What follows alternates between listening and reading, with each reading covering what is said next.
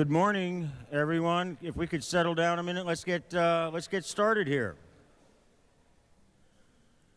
Good morning. I want to welcome you all to the first annual Lowcountry Regional Public Works Training Conference being put on by the Lowcountry branch of the American Public Works Association and the Beaufort Regional Civil Engineers Club with some much appreciated help from Beaufort County. This morning, I'm Mark Johnson. I will be, throughout the day, getting up here and introducing our speakers and things like that. I am the immediate past president of the Lowcountry branch of the APWA. Thank you, thank you. And one of the goals I had when I was president was to start these smaller regional conferences to get some of our folks in the smaller communities together, and I'm glad we finally have that happening. Some housekeeping things. Bathrooms are out in the hallway, and there's 2 sets here and then 2 sets in front of the other gymnasium. We will be having lunch in here, and if you haven't grabbed some breakfast, please do. Otherwise, I have to take it home, and I don't want to do that. Lunch will be Jim and Nick's barbecue, which I have not had yet down here, but I hear it's pretty good. And if anybody needs anything, just grab myself or one of the other people who looks confused. We're the ones who are putting it on. Without further ado, I want to welcome our opening speakers, Mr. Russ Cornett, who is the Public Works Director for Berkeley County and this year's current Lowcountry Branch President, and also Mr. Michael Moore, who is the new Beaufort County Administrator. And they will welcome us and get us started, after which we will go into our sessions, roadways in here, stormwaters in classroom 2, and environmental in number 1. Gentlemen. Thank you, Mark. So Mark asked me to speak at this thing today. Can y'all hear me? I agreed, so like I usually do, I'm delaying putting this thing together, so I'm talking to a friend of mine, Ken Nagel, this week. So Ken, what am I going to talk about? So talk about yourself. How'd you get in APWA? How'd you get in public work? So tell a little bit of that story. But first, I want to congratulate Beaufort County, Beaufort CE Club for putting this thing together. Seems like the Lowcountry branch of APWA's mantra this year is plan something during a storm, and here we are during a storm. Our last regular meeting was canceled because of Tropical Storm Debbie a couple months ago. But great event. Thanks for putting it together. It's great to collaborate with other organizations like CE Club and APWA. I also want to thank our sponsors. They're all out there, so go visit them when they're in the breaks today. And thanks to the presenters that are presenting today as well. So a little bit of story about how I got involved with the public sector of Public Works and APWA. Back in 1994, I got out of the Navy, discharged that fall, and began school in '95 at Trident Tech, pursuing a degree in civil engineering. At the time, I was working for a local surveying company, Davis & Floyd, doing surveying work for Davis & Floyd, going to school at night. That was rough for a couple of years. So saw this ad in the paper for a technician position at the city of Charleston. So I submitted for it and got an interview with Tom O'Brien at the city. If you know Tom, he's been there about 40-something years now. They hired me, and I got my first taste of public work. They really engaged me and invested in me. They gave me a job, they gave me a job to do, a project management job. My first project was the Stocker Drive realignment. If you're familiar with that job, it happened back in the late 90s, but that was my first job. I got to survey it, got to draw it up, put together plans, get it permitted, and see it through construction. So that was my first taste of infancy to fruition of a project. It was pretty awesome to see. While at the city, I got to work my first hurricane, Hurricane Floyd in '99. If you remember that, that was a kind of a state fiasco with the land reversals didn't occur, but I got to get on the debris side and help pick up the debris after the fact. That was a lot of fun. So I worked there about a couple of years. I finished, got got my degree in 2000, and they didn't have a position for an engineer at the time, so started applying for jobs. And I got a call one day. I came home, there's a message on my answering machine for an interview. This guy wants me to meet him at a sports bar on Montague Avenue across from the Coliseum to interview. So, sure, why not? So I drove down there, and who do I meet but Mr. Ken Nagel. So meet this guy, I never met him before, and at a sports bar for an interview. So do I have a beer? Don't have a beer. I don't know what to do. So I don't know what I did. Anyway, Ken offered me the job, went to work for Dames & Moore, doing some site work, and he got bought out by URS later that year. And I was there for about 9 or 10 months, and things weren't going great for the office. They weren't getting a lot of work in, so I decided time for me to move on. So I got to apply for a position at SCDOT in the Charleston Maintenance Office, working as a assistant resident maintenance engineer. Did that for 4 years. Was eventually promoted to resident engineer at Charleston. That was a high-stress position for 4 years, and but I learned a lot. I learned a lot of leadership skills. Learned about just highway and maintenance and stormwater maintenance.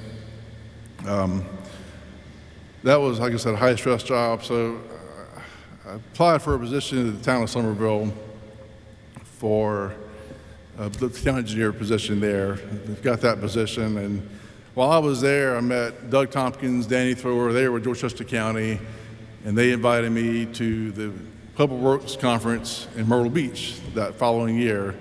So I registered, I joined APWA, went to the conference, and that was my first taste of APWA in 2006 at the Myrtle Beach Conference. It's been great since then. I learned a lot, met a lot of great people along the way. So that's kind of my story.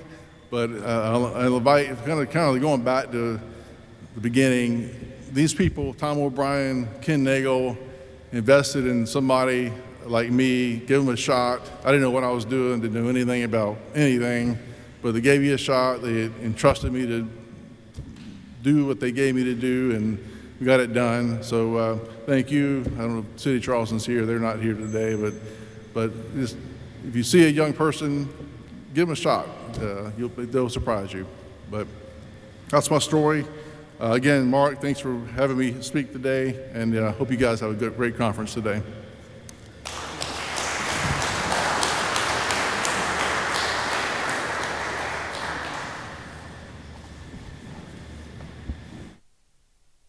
Good morning, everyone. How y'all doing today? Good? It's a great day for a conference for public works topics. If you look at the weather outside, this is the day when the citizens count on the folks in this room. So I want to say, first off, thank you for being here for this conference. I'd like to say thanks to our staff here at Beaufort County Parks and Recreation providing this facility. Hope you all enjoy it, and you have a great conference. First off, I just want to say I'm fairly new in this role. I've been here since the 1st of July as the county administrator. Prior to that, I was up in the north part of the state, York County, for 3.5 years, where I ran the Public Works Department there, engineering and Parks and Recreation departments. Enjoyed that, but this opportunity came up, and beautiful county, had some extended family here, so it worked out to come here to Beaufort County. Prior to that, Navy veteran of 30 years, installation commanding officer for 4 years, and region chief of staff, 4 to 6 years, all in total.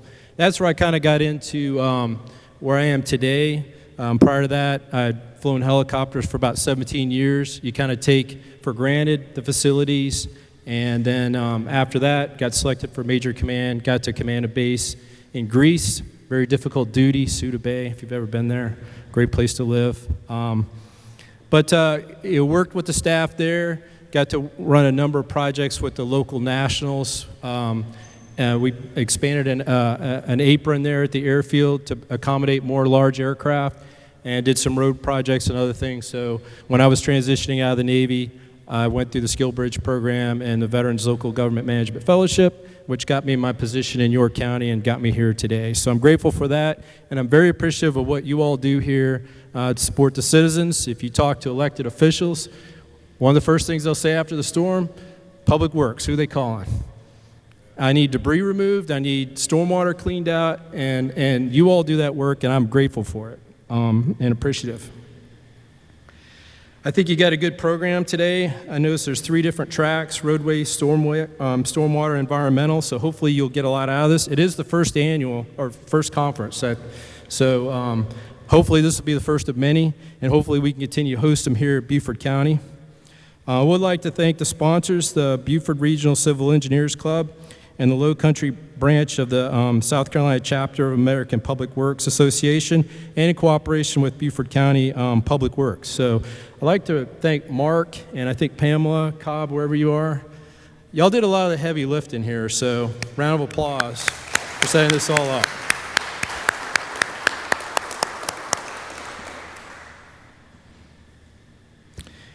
And that, I think I'll turn it back over to you, Mark, for a conference. So I hope you all have a great day and get a lot out of this. And I think we'll be able to get some feedback to you in terms of what you like and what you'd like to see more of and that kind of thing for going forward. So thanks, Mark.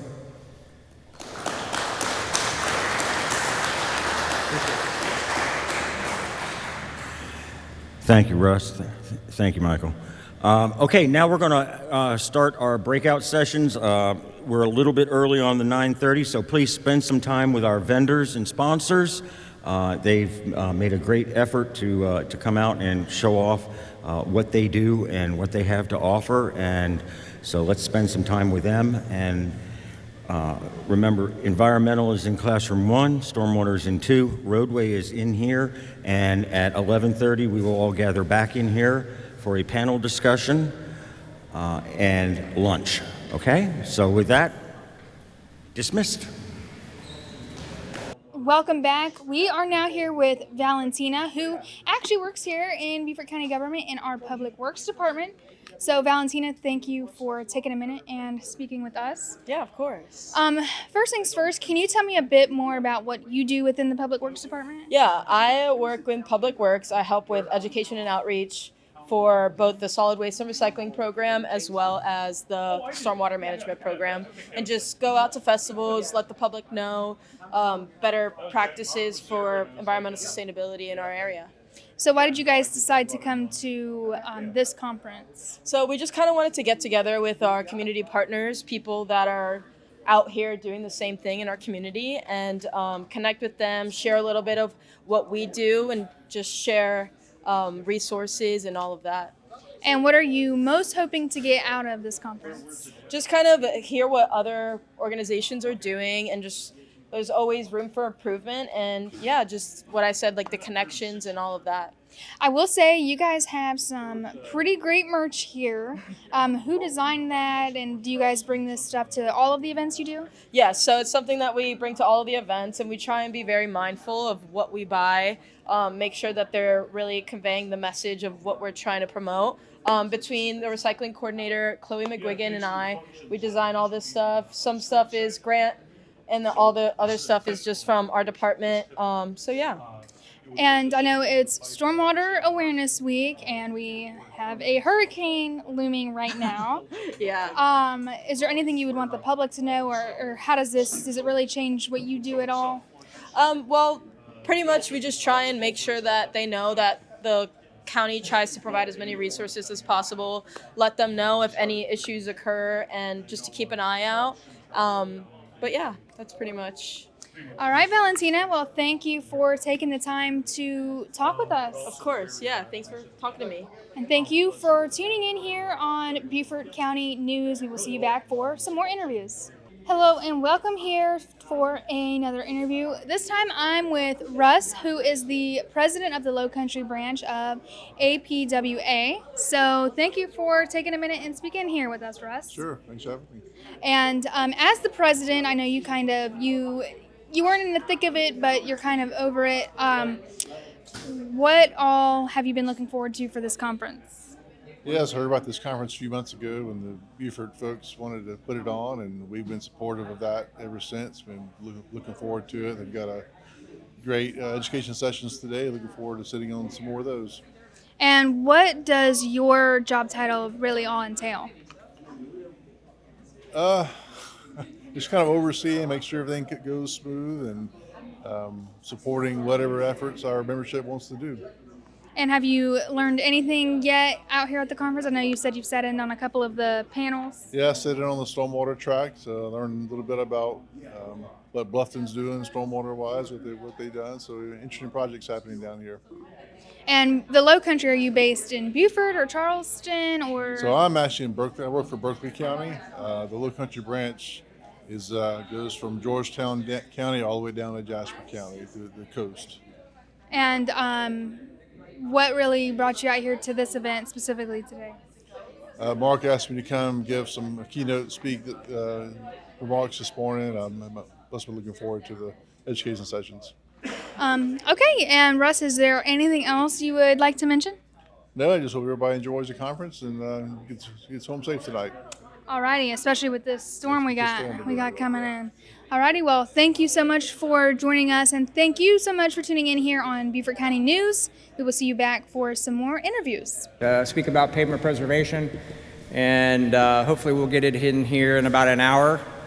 And we're going to cover a gamut of things from state work, localized work, but the way that this presentation is formatted is around a pavement management system. So we have some engineering firms in the house that create these pavement management systems. And so what is done at which interval is important to know, and we're going to talk about that today. I work for Slurry Pavers. We're based out of Richmond, Virginia. Whitehurst Paving is based out of Dunn, North Carolina. That's our chip seal firm that has done some work for Mr. Gordon, doing some chip seal and fog sealing. But we all fall underneath the Slurry Pavers umbrella. So we cover basically West Virginia down to Savannah. That's our footprint.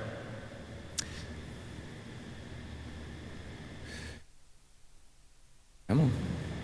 Okay, so basically what are we fighting? Currently, we're fighting asphalt prices. I was just talking over here, where do we see asphalt prices next year? I really think that they're going to be about the same, and it's still pretty high. So if you look at year 2020 at this time of the year, it was about $420 a liquid ton of asphalt. It peaked around $760, even went up around $800 a liquid ton, and has come back down to about $600 in that neck of the woods, low 600s. So it's still 40 to 50% higher than we were 4 years ago. So have our budgets increased to accommodate these changes, to these increases? Most people say no. So how do we combat that? And that's the idea of working with preservation, right? So we can do more with less, cover more miles with the same amount of money, and get our PCR numbers higher.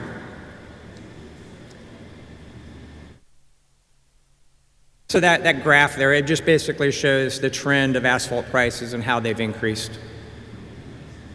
And that was put out by the FHWA. Kind of hokey here, but just to equate or create an analogy of preservation, we all went decent teeth, so what do? We go to the dentist, right? We want a nice car, so we change the oil in it. We don't wait for the engine to fail and buy a new car, right? We want a nice lawn, we fertilize it, we water it. No problem with water today. But if we don't do preservation, what do we end up with? A mouthful of gnarly teeth, a car that breaks down, and a lawn that is infested or diseased. So same thing with roads. If you don't do the little things along the way to get you as much service life as possible, you're going to be spending a lot up front for not a lot of life. And we can't afford to do that in our current economic condition. Like I said, I work with Slurry Pavers, but we are governed by a couple associations, some local, some national. So the top left-hand corner, the NCPP, is the National Center for Pavement Preservation. They're based out of Michigan State University, and we are creating a South Carolina Pavement Preservation Council. of which will be some local agencies, engineering firms, suppliers, and academia. We are going to function under the jurisdiction of the NCPP and look to them for guidance in moving preservation forward in the state of South Carolina. A subset of the NCPP is the Southeast region, which our last conference was in Arkansas. And so that's just a lot of good resources for you to reach out to if you're interested in knowing more about preservation. And then ISSA, which is the International Slurry Surface Association. That's based out of Chicago, and that's more of a global association as far as preservation is concerned. So I'm not coming to you as a mom and pop operator or company. We are part of many organizations, both local, national, and global, that justify and have good examples of how preservation works for every level of governmental agency. And then lastly, in the bottom right is a website that you guys can go to and play around with if you have interest, and it's called roadresource.org. And basically within that site, you have, once you obtain your rating numbers, right, you can go in, you can play around and figure out what tool would work best for you based on that rating number. So in the end, if you can follow me on the graph on the television, you can see in very light gray, you're starting up at A or about 100, and that falls down in 11 years, and it's basically in a condition that it now needs milled and filled, right? We're going to do a mill and fill, which is very expensive, and it goes back up to 100. And we do that 4 consecutive times, and that equates to somewhere, and these numbers are a bit antiquated, but those 4 mill and fills are a little over $200 million.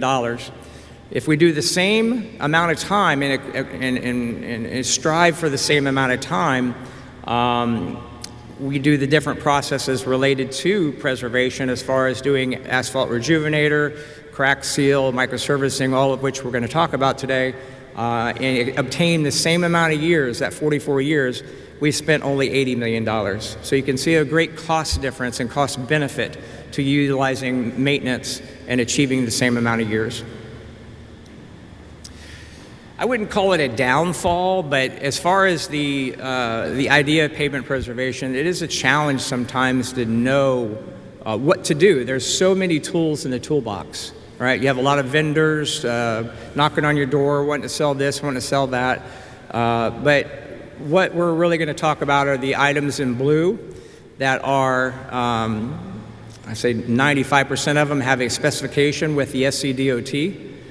So we're going to review those in blue, and then why the structural overlay is highlighted in red is because it is not maintenance. When you start to acquire true structural numbers, it's at 2 inches and above. So that is not categorically considered pavement preservation. Anything less than 2 inches is. Like I said, most of what we're going to talk about is governed or spec'd through the SCDOT. I just got word yesterday that they're putting out a new spec book in 25, so it's going to get, we have our supplemental specs, but the new spec book is finally being updated from 2007. So like I said at the onset, we have a very rudimentary pavement management system here, right? So we have roads that are sorted best to worst, best in the green, worst in the red, and everything in between.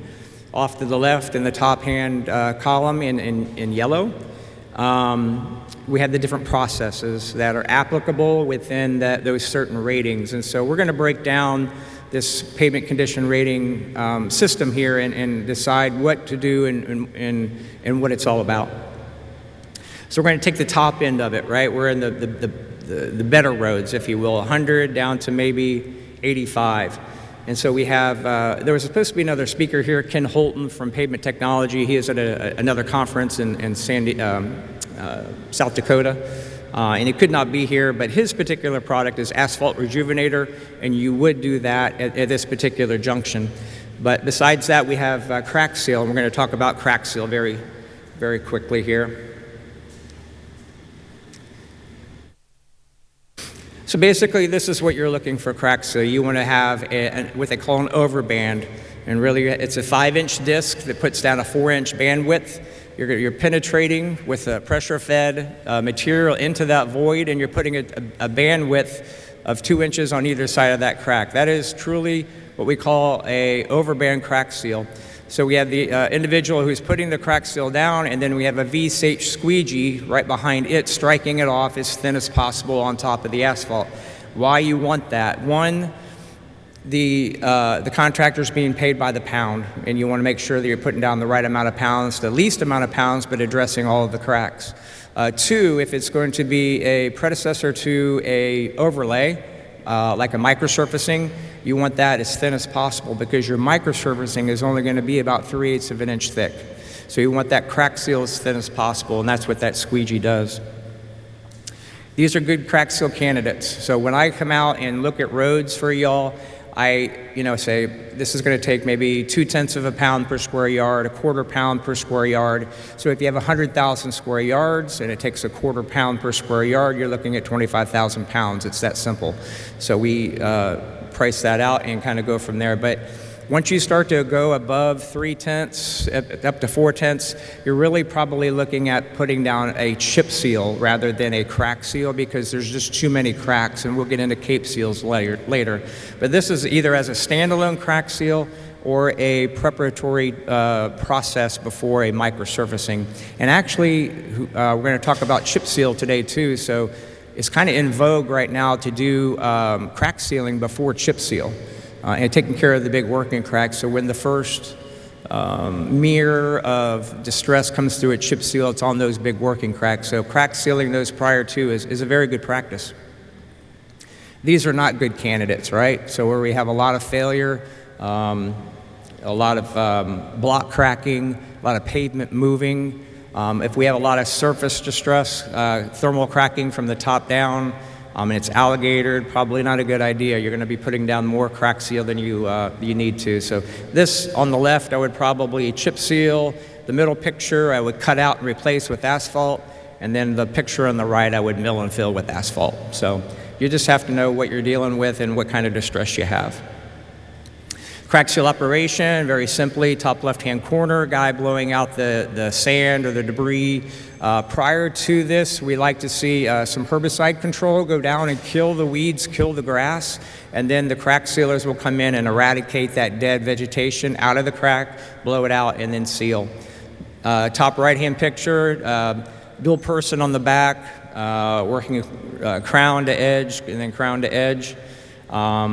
Bottom left is just an aerial view of the crack seal operation. Either, depending upon the size of the job, if it's local, if it's state, we're going to have a water truck or a detackifying agent sprayed on top of the crack seal so we can move that zone as quickly as possible and get traffic on it so it cools it down and that detackifying agent doesn't allow that crack seal to stick to the tires. And so that's the picture on the bottom right. Daily quantities, like I said already, 2 to 3/10 of a pound. They're going to put down 5,000 to 7,000 pounds a day. This is what these guys do every day. A lot of agencies want to do this in-house, and it proves to be not real successful because they're pulled off to do a different job. They never get it done. It's done where there's too much crack seal, et cetera, et cetera. But these guys can cover, 15 to 20,000 square yards a day, which equates to maybe 1.5 miles, 2 miles of area per day. Bottom right picture is fiber that we blend in if we're using a liquid crack seal, or it comes in block form with the crack seal already, and that's in the form of polyester or polypropylene, and that really allows the crack seal to withstand plows, trucks, traffic, and provide longer life with the utilization of polyester, which I do recommend in any crack seal. Best areas, best areas to consider crack sealing. At the gutter pan where it's concrete, or at the curb. Asphalt and concrete, they get along like brother and sister that's fighting, right? They're trying to get apart from one another. So you put a bead of crack sealant at that gutter pan that preserves that concrete from deteriorating from water infiltration. Anytime we do an asphalt repair, you want to take that circumference or that perimeter of that asphalt repair and put a bead of crack sealant because you've created that crack, right? So you want to seal that void off that you've just replaced. And then I'm a big proponent of, and got the state of West Virginia on the state level doing it, but when they put down new asphalt and you have that cold joint to put a bead of crack sealant right on that brand new cold joint. It helps that from pulling apart as much as it would without the crack seal. So just a good practice for not a lot of investment. Crack seal preparation, what went wrong here? What did they not do? Didn't blow it out. Looks like it's damp underneath. Didn't get good adhesion. So that picture of the individual, using that pressurized air was not done in this instance, and the result was as such. This is a picture of a city up in North Carolina that asked me to go look at this subdivision for microsurfacing, and they wanted to know if this was a good candidate. Long story short, my answer was no. Those cracks are like tennis court crack depth, where you could stick your hand in it down to your second knuckle, and those cracks would have a tendency to mirror back through. And what they had done on a proactive, in their mind, basis was to put crack sealant on top of it, and it fell down into it, and it created bumps even higher on either side of that crack. So it really took it out of contention for a good microsurfacing candidate. By having cracks like this and actually trying to put microsurfacing on top of it, you end up with something like this. Is it acceptable? You've sealed everything in between the cracks. That's preservation, but the aestheticness of the crack itself, where it's cracked at the apex on either side, not very kosher. So we kind of shy away from these types of distresses when looking at roads for maintenance candidates. Ohio did a study on crack seal, chip seal, and microsurfacing, and 110-page report on crack seal got boiled down to these bullet points. They found that by doing crack seal on your 0 to 100 scale, that crack seal increases your PCR rating 2 to 7 points, on average around 4.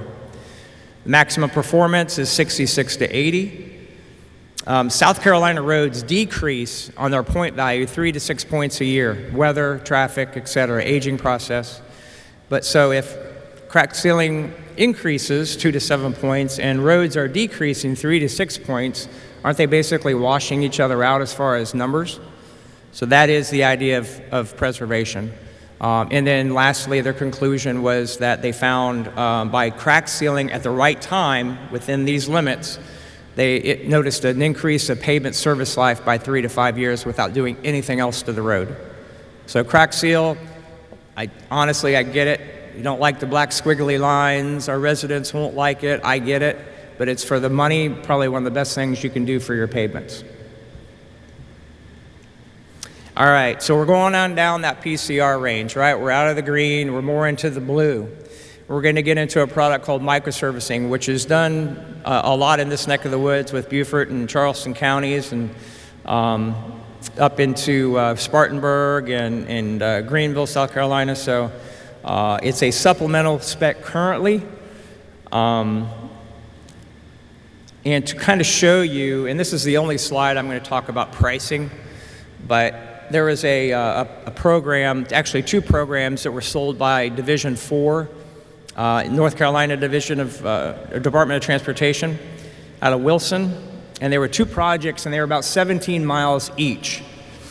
One was microsurfacing, and one was the thinnest asphalt possible nowadays is 4.75, which is about 3/4 of an inch. So the engineer's estimate for the 475 was $7.13 a square yard. The low bid 475 came in at $1.274 million, which is $6.37. Similar project, same amount of miles. Our microsurfacing came in at, including mobilization and traffic control, at $3.41. So $3.41 versus $6.37. So anything thicker than 475, that disparity is going to be greater, right, with cost. So again, low cost, more miles covered, that is preservation. What is microsurfacing? It's a combination of 4 things. So we've heard of slurry seal before. Microsurfacing is the evolution of slurry seal, where we've now polymer modified slurry seal with a latex. So if you see the nomenclature, CQS1HLM, LM is latex modified, or a modifier, and that's a form of a natural latex, which is our polymer we put into it. That allows us to stack the product thicker. With slurry seal, you can only do 1 stone thick. With microservicing, in a rut fill type application, I can put down in upwards of 2 inches thick. So it comes out, it's categorically what they say green. It's only about 100 degrees. It's not hot like hot mix asphalt. The aggregate is granite, which is 3/8 down to your P200s. Your additives is another difference, how microservicing is differentiated between that and slurry seal. With microservicing, it's a chemical break and a chemical cure. So we can, and we do, pave microservicing at night. We do that mainly for very highly traveled routes, if we'd ever do Boundary Street, if we do any road with SCDOT and in NCDOT, that it's 4-lane highway, which we were just awarded a contract in just southeast of Charlotte to do US 74, all 6 lanes in each, all three lanes in each direction, 6 lanes total. We're doing a rut fill and double course micro. That'll all be done at night, and that's reliant on these additives to cure it out without the sun. And then Portland cement, which makes it all come together and be happy and go down the way it should. There are 2 types of units that put this product down. One's called truck mount. It pulls about 1,000 feet. It's got to stop. It detaches its box. Next truck comes up to it and pulls. Every time you do that, you have a construction joint. So if you have long projects, county projects, state projects, what you're going to get basically is this guy. It's called the continuous paver, where the product is brought to it with 3 to 5 support trucks that carries the aggregate, the emulsion, and water. And you see the bags of cement on top. So those are the 2 types of trucks that put the product down.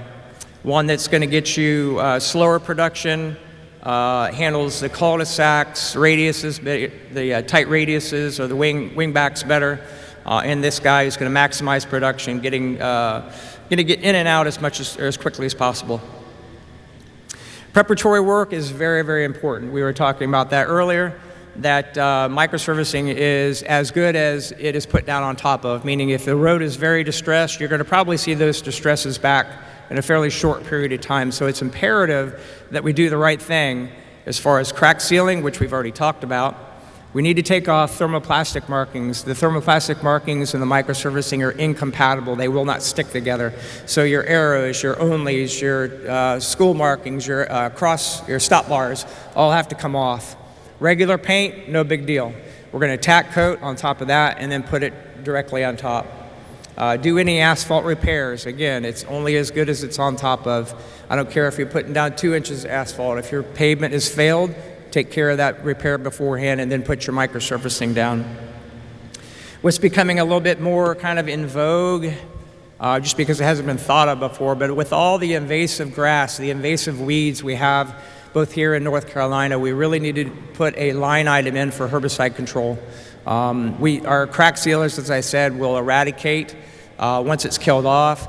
If it's not killed, they'll eradicate what's there, but guess what? That grass is going to go right back through because we haven't addressed the roots. So it's very cheap, maybe 2 to 3 cents a square yard to put a herbicide control line item in with your maintenance contract.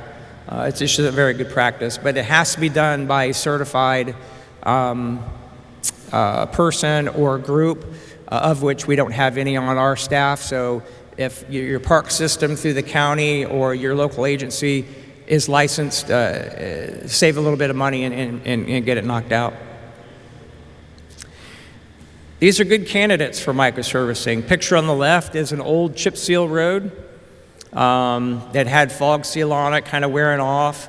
With the population influx into these 2 states, North and South Carolina, the idea of chip seal is becoming, I would say antiquated, but it's just not acceptable because of people moving from New York, moving from Texas, moving from Ohio. That's just not what they're used to in their residentials. So chip sealing in residentials is just not a good practice anymore. And what the DOTs are looking at, what cities are looking at, is microservicing to supplant or take the place of that chip seal. Picture in the middle is just a cracked up road in a curb and gutter type situation. And then on the right would probably be the most amount of crack seal I'd want to see rurally without relying on a chip seal to handle the cracking because it's just too much cracks. There are too many cracks. Again, not good candidates. Got some failure. They admittedly admit they have one. by putting some cold patch in there. We want to shy away from these areas or have them repaired. And then the picture on the right should have obviously been a chip seal instead of all that crack seal. I'm not going to delve too much into this, but just to let you know that when we look at roads for y'all, we want to know if it's residential, if it's rural, if it's agricultural, if it's whatever. Based on the traffic loading, the traffic volume, we're going to either recommend a type 2, which is it's a smoother aggregate and it'll be more residentially, or a type 3 aggregate, which is a little beefier aggregate. And we do a lot of skid control, correction, I should say, on highways with type 3. But we also put it down in a rural type application to handle the heavy agriculture trucks, combines, etc.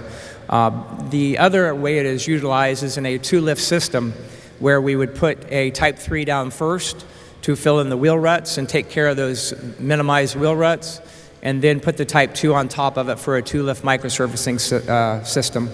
So very versatile product, but we got to know what to do and where. Just to kind of show you the evolution of how it looks, right? We have a newly installed microsurfacing. It's brown, very homogeneous. Like any asphalt emulsion, those chemicals I talked about react. It makes the water get up and get out of it, and boom, we have asphalt residual and microsurfacing on the right after about 15 minutes.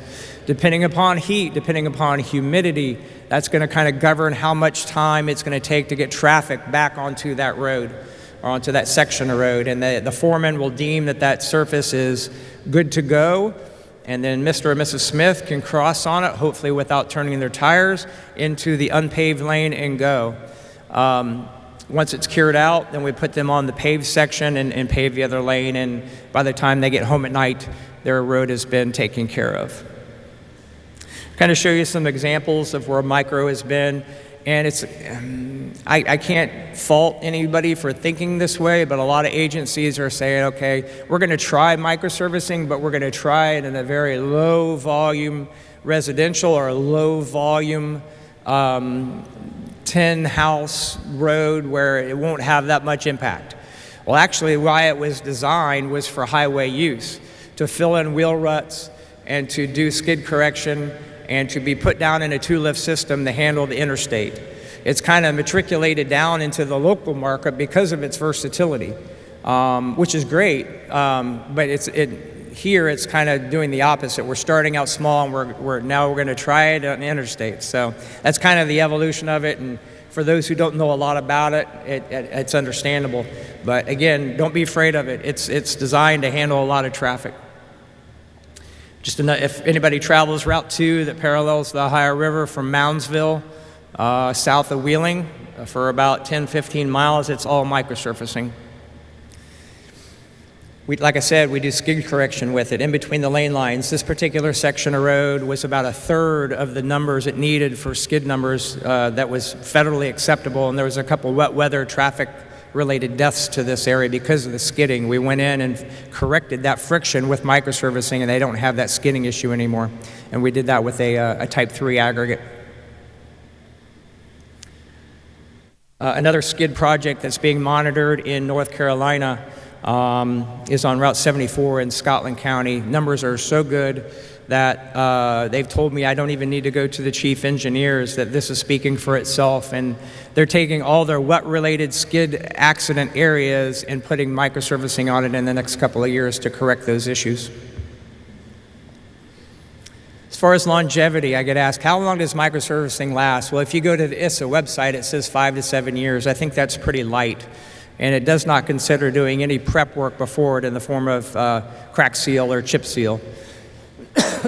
As evidence of Route 1 here in Lee County, it's been down since 2016, so entering its 8th year and still in very good shape. And this was only a single course application. Based on the traffic count, it probably should have been a double. If it was a double, it would have even lasted longer, and it will have lasted longer. But still in very good shape for a single course application. So I'm kind of starting high as far as traffic count here, and I'm working my way down. You'll know the theme once we go through this. North Carolina Division 12.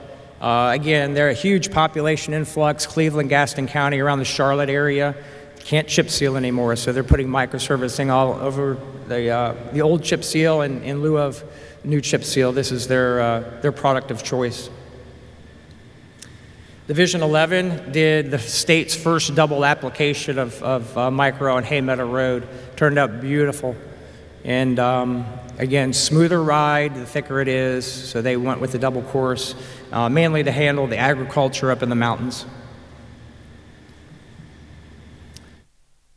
Division 9 was the second double course application on Vienna Dozier Road, just to kind of show you what the color of the aggregate, or the asphalt looked like on either side of it, leading up to that cemetery, and just the aestheticness of how the line pops on that dark aggregate.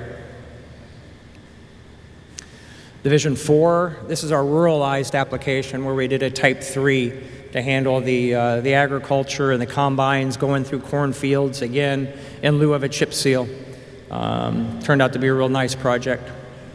Same division, we're going into the subdivisions. So this would be more of an urbanized feel, if you will. Still unimproved, no curb and gutter, but just a very good application at the right time. Did a little bit of crack sealing and a single lift system on top of this residential road. This was a very difficult project in Division 1 up around Edenton on the coast. And it was very challenging logistically, but as far as application-wise, it turned out beautiful. Again, a very heavily chip-sealed type of governmental agency is making the move over to micro because of its realized benefits and the extended life they can get out of it.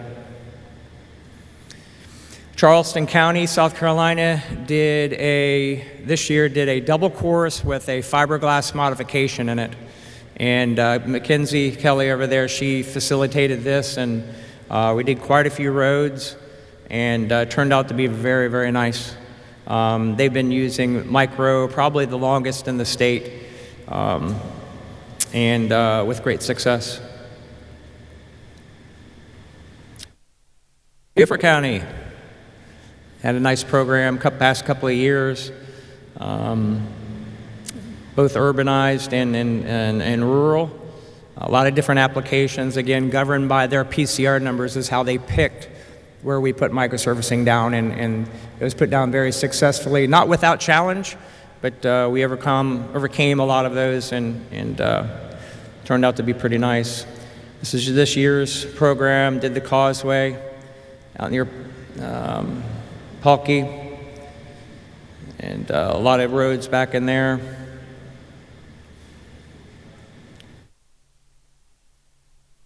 City of Durham is probably our biggest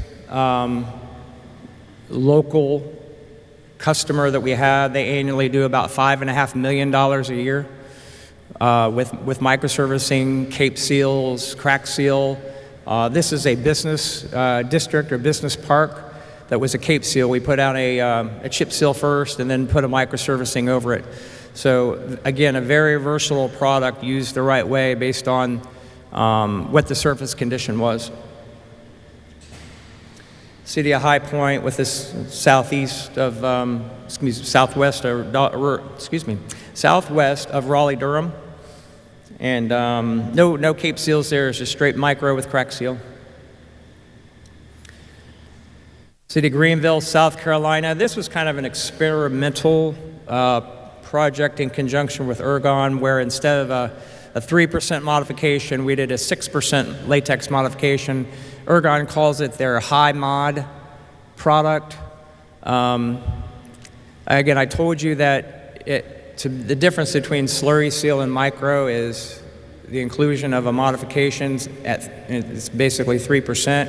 If you're up in that 3% to 6%, you're making it much harder, right? So if you have any distress, I believe the 6% would crack even more, but it was an experiment. We also did some fiberglass modification with it. It clogged our motors down at least 3 times because of how gooey this stuff is with the 6% high mod.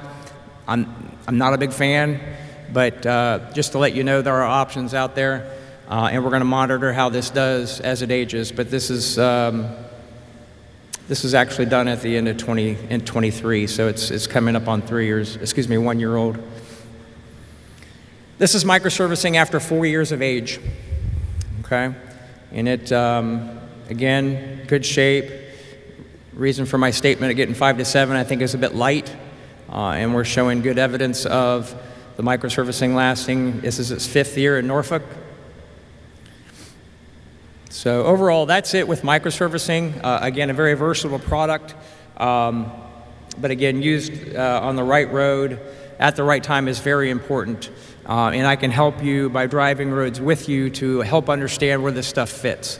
And hopefully you'll glean that as we're going through this, and then we can talk afterwards. But we're going to move on down the PCR scale into chip seal. And, you know, some people call it rolled oil, chip seal, tar and chip. It's all the same thing. Just depends on what type of liquid you use, what aggregate you use, what size you use. But again, it's meant for roads a little bit more distressed, either as a standalone or as an interlayer prior to either a microservicing or a hot mix overlay. Really, they call it a matte seal before it goes down before a hot mix surface course, which helps again delay and minimize reflective cracking into the new overlay. One thing that we were talking about and we're really adamant about is compatibility. We want to make sure that we're doing the right liquid with the right stone. All right, so most of our stone, our limestones, our granites, slate, shale, has a negative or neutral charge to it, chemically charged to it, neutral or negative charge. We want to pair that with the opposite polarity or a positively charged asphalt emulsion or cationic. So opposites attract, right? So you cover up aggregate that's maybe a little bit dirty, gets rid of the dust, doesn't want to pop off the emulsion. You want to have that chemical compatibility. Have I ever seen a road fail because of lack of compatibility? Not so much. But you always want to make sure that you're doing the right thing. Not to belabor any of these graphics, but you want to be, you don't want to be too high or too low. You don't want to be cornrowing it. You don't want to be fat or bleeding. You want to have the right calibration at the right height with the right aggregate. You want to have a good triple cover spread or spray. So we have, again, not heavy, light, cornrowing that. You want a good, homogeneous, uniform application. So when your aggregate hits it, it's very uniform.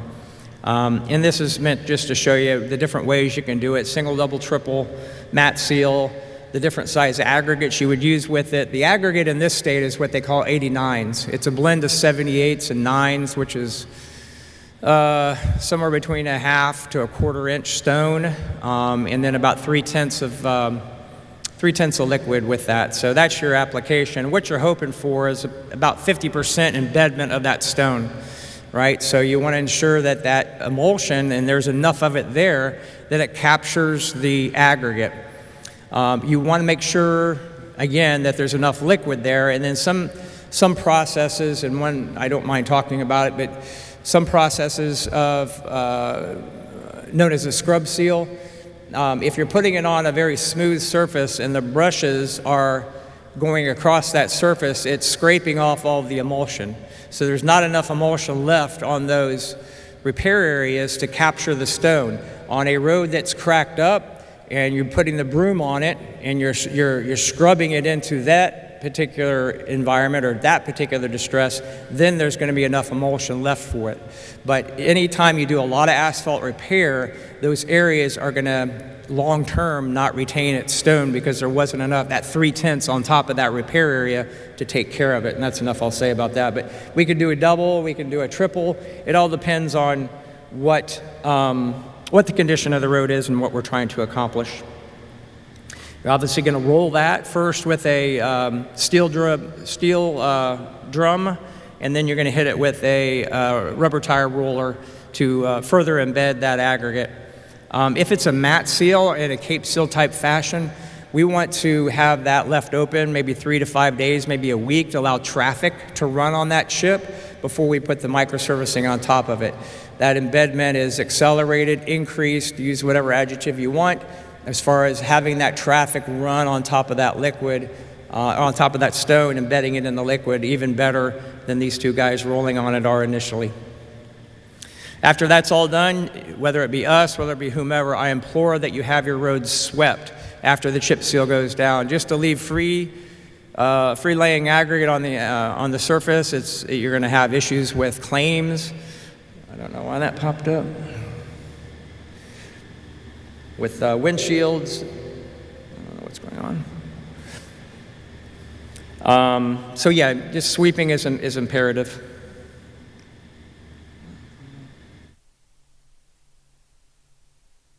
Sorry, I'm seeing something totally different than you are.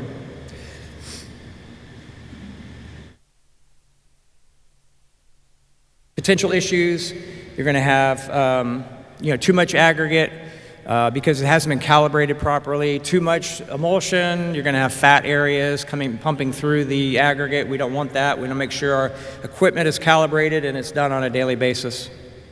How you combat some of those issues is a fog seal. Is it a long-term fix? No. But initially, it's going to lock your stone in. It's going to get rid of the dust. It's going to allow the line stripes to pop better. Safety is increased. It turns it from chip seal to dark. You won't believe the phone calls that don't happen after you fog seal as opposed to before, right? You chip sealed my road. What the are you doing? Put the fog seal down. Oh, you paved my road. Thank you very much. So it is a good thing to do, and it's not very expensive. We're talking probably 50, 60 cents, maybe 75 cents a square yard. Just showing you the difference between fog sealed and the other type of aggregates used in this neck of the woods is what we call lightweight. Very expensive, but it does not hurt windshields. It's very desirable, but very expensive as far as its performance because it does have to be trucked, and it's probably double the cost of what regular aggregate that we would use for chip sealing is. So just to let you know, there are options. They're standard 89s with the fog seal on top of it. This is your some more work that Whitehurst has done up in the North Carolina market, up around Division 7, chip seal with a fog seal. And as I alluded to earlier, we did about 20 miles of chip seal with fog seal on top of it, which was, the precursor was a lot of asphalt repair prior to and after. And so this is what I think is a real viable tool for low volume DOT and county routes. I think chip seal is a wonderful thing. But again, done at the right time. We sure as heck don't want to have to do as much asphalt repair than needed. But again, in a timing fashion, if it's done on the right road, it's a great process that will yield good long service life.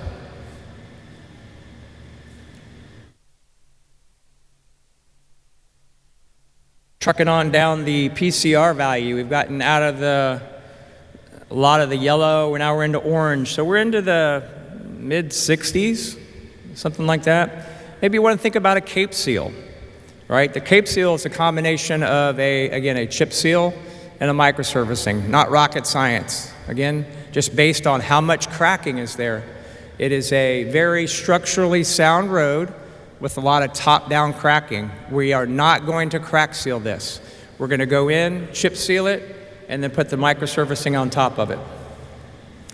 This was a road before the crack seal to chip seal. The agency asked how could they help out, and we said, well, why don't you take care of that wide open center, that crack, the longitudinal joint, that paving joint with crack seal. That would be a benefit. They had their own kettle. They said, you know what, we're going to help these guys out. We're going to just crack seal everything. So I guess there was some miscommunication between the representative and the agency as to what the goal of the chip seal was. But this is the amount of cracking you would see when you would want to chip seal it. Again, very structurally sound. There was no asphalt repairs. preserve and move on.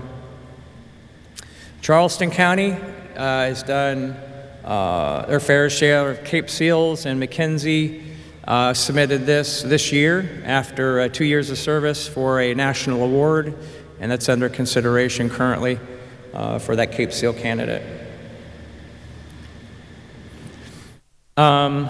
In North Carolina, the DOT is responsible for a lot of residential subdivisions, as Beaufort County is responsible for a lot of residential subdivisions. And this particular HOA, Bay Crossing, they had 25,000 square yards of pavement. They went out during COVID and got a quote for milling and filling 1.5 inches of asphalt for $800,000. A year later, they went back out and got $675,000. Still very, very expensive. They called me and said, "Would you please come in and look at this?" I said, "Sure." There was about $40,000 worth of asphalt repairs, and then we did a Cape Seal, the chip seal with the micro, and their total bill out the door was $285. So much more cost effective. In showing you the process, we came in and put the chip seal down first.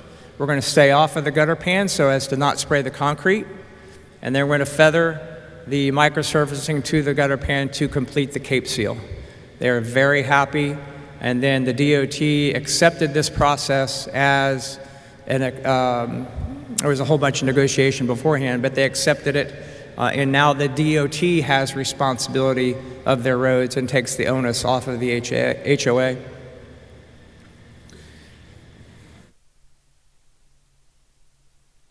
I put this slide in because I'm just darn proud of it. I used to live in Ohio for 50-some years, and this is one job I did with District 2 up around Bowling Green State University, and this is Poe Avenue.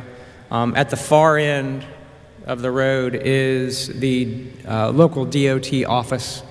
Where the trees are on the left-hand side is Bowling Green High School, and then where the gate starts on the left-hand side is the county fairgrounds. So a lot of visibility, a lot of traffic. In lieu of doing a mill and fill of 1.5 inches, we put a chip seal down on top of the existing surface and then put a microsurfacing on top of it to the gutter pan. They ended up milling it after 11 years of service. And this is just, this was after probably 2 months of it being down and the thermoplastic markings being finally installed, leading to the high school. But again, 11 years of service, did very well, probably could have gone another 3 to 4. So when you guys think about doing your, let me get to this last slide here.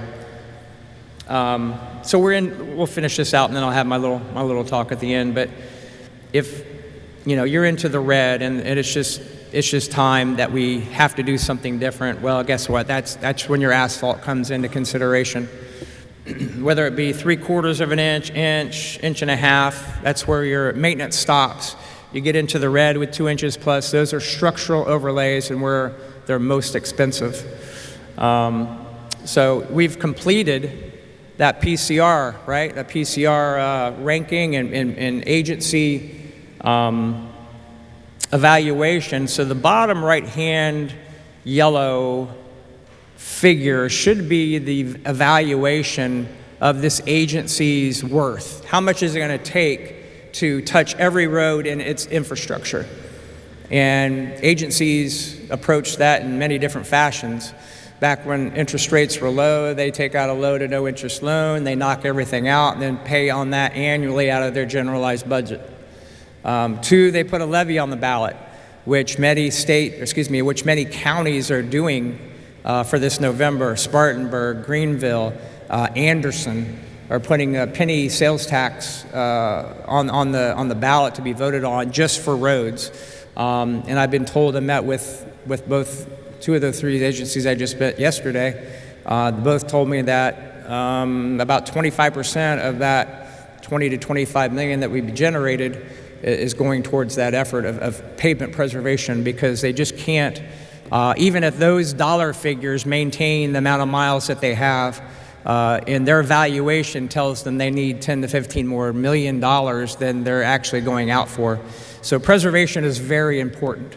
to a lot of agencies, and as Beaufort County is acknowledged, and the reason why they've come up with programs the past couple of years.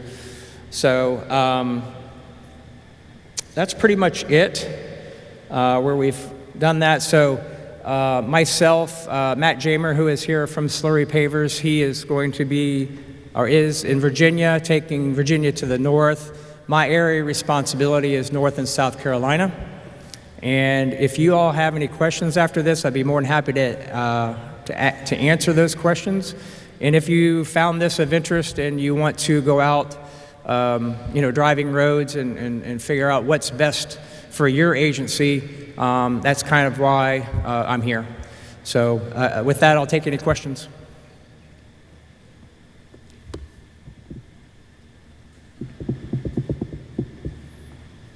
Nada, nunca, nadie. All right. Well, thank you guys for your time, and I appreciate the opportunity.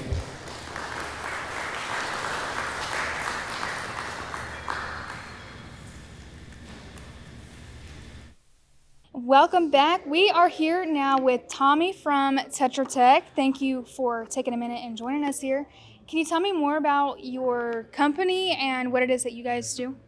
Yes, we are a debris management firm.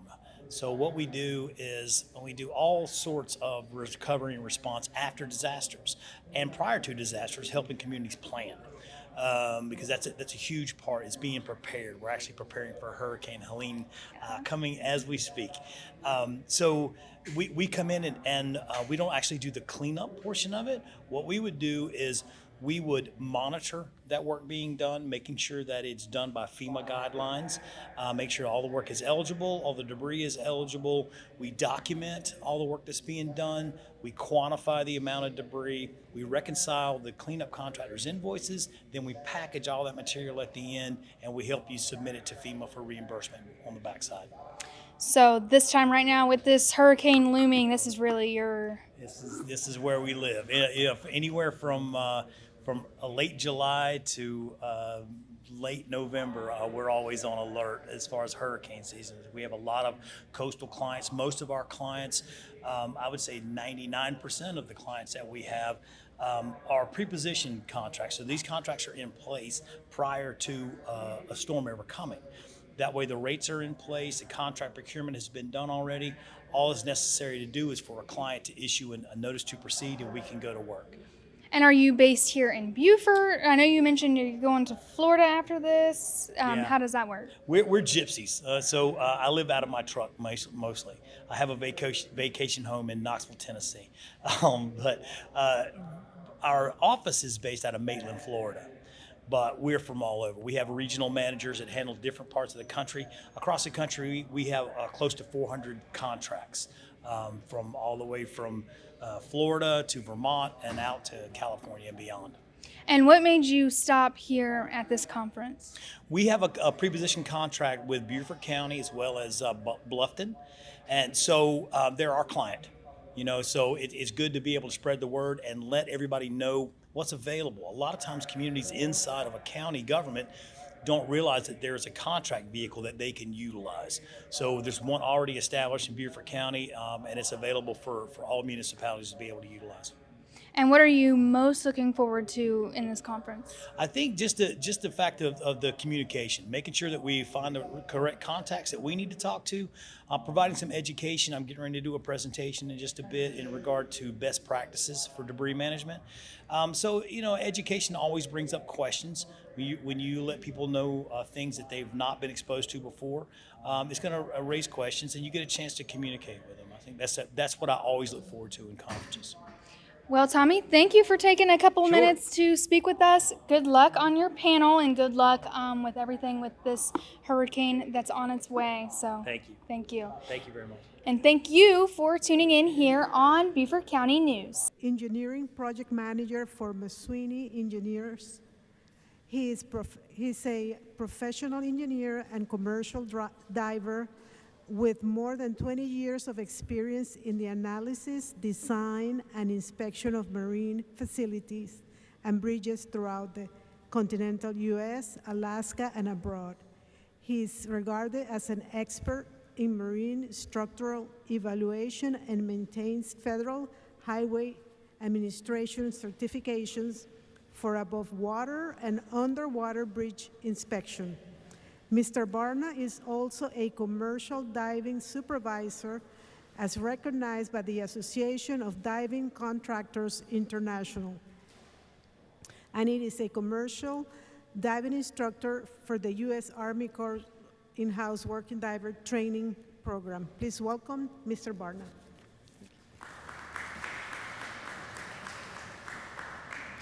How's everybody doing out there? The acoustics aren't great, and the reverb is kind of freaking me out, so it'll take me a second to get used to it. My name is Bill Barna. I'm with McSweeney Engineers. I'm a professional engineer and commercial diver, bridge inspector. Been doing it about 20 years or so. Done quite a bit of that in Beaufort County, and I'm here to talk about the inspection of marine structures, waterfront facilities, specifically as it relates to bridges and other marine structures that we find in the Lowcountry. So we'll talk about the importance of waterfront inspection. There's a couple of different standards that you should be following if you're going to inspect your marine facilities or your bridges. And then we'll talk about some of the defects that we found and some of the ways to mitigate those defects. Before I get into that, I'll talk a little bit about our infrastructure in general.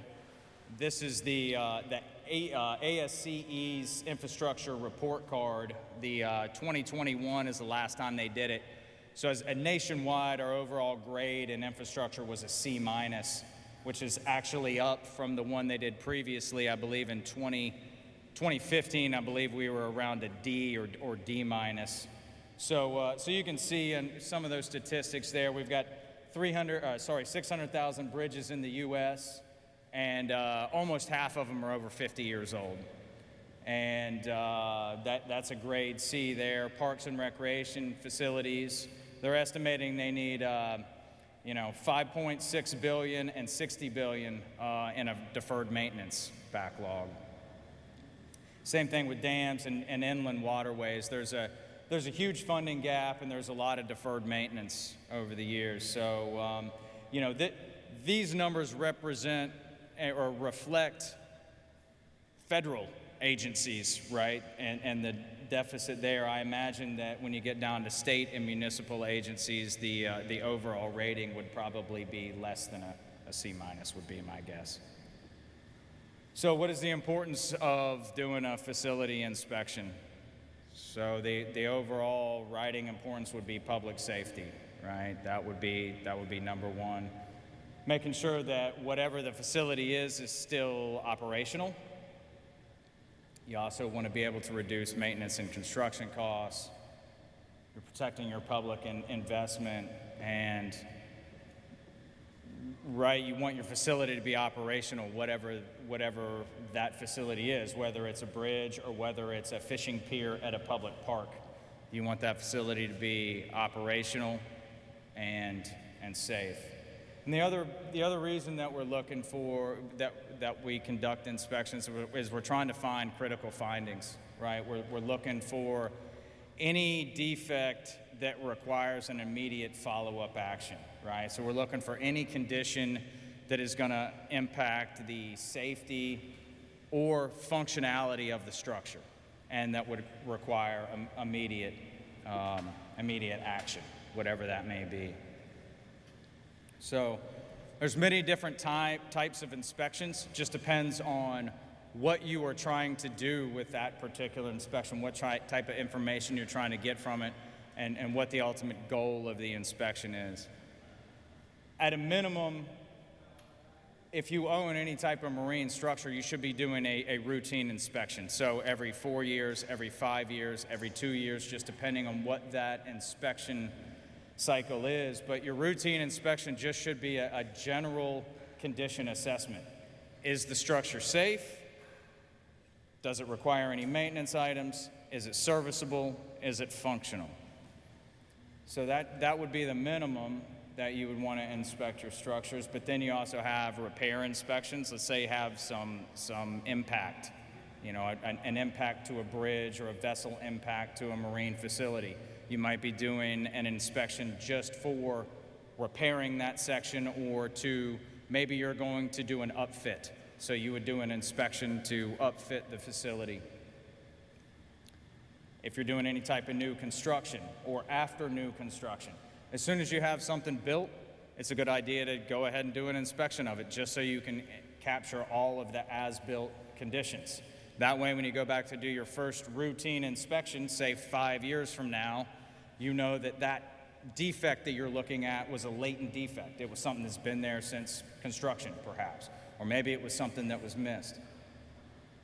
You can also have due diligence inspections similar to a home inspection, right? Most people have a due diligence inspection before they purchase it, but the same thing goes on with marine structures as well. When marinas change hands, or when certain pieces of infrastructure change hands, there's also a due diligence period typically. Might also have special inspections. So this would be, let's say we did an inspection of a concrete member.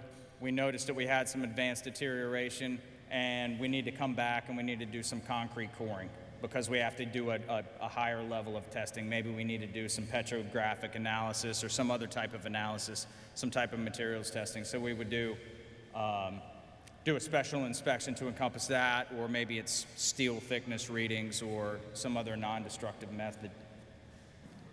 Post-event, we've done quite a few of those in Beaufort County, where you have a structure that might be vulnerable to storm conditions, and we go in right afterwards and inspect it. So anytime we have like a Hurricane Matthew or Irma or something like that, we might go around and go, even if we just recently inspected the structure, we might go take another look at it after a storm event, especially if we've had any type of flooding or any type of conditions that the structure may or may not have been designed for. And then also importantly in inspections, specifically with marine structures and bridges, is underwater inspections.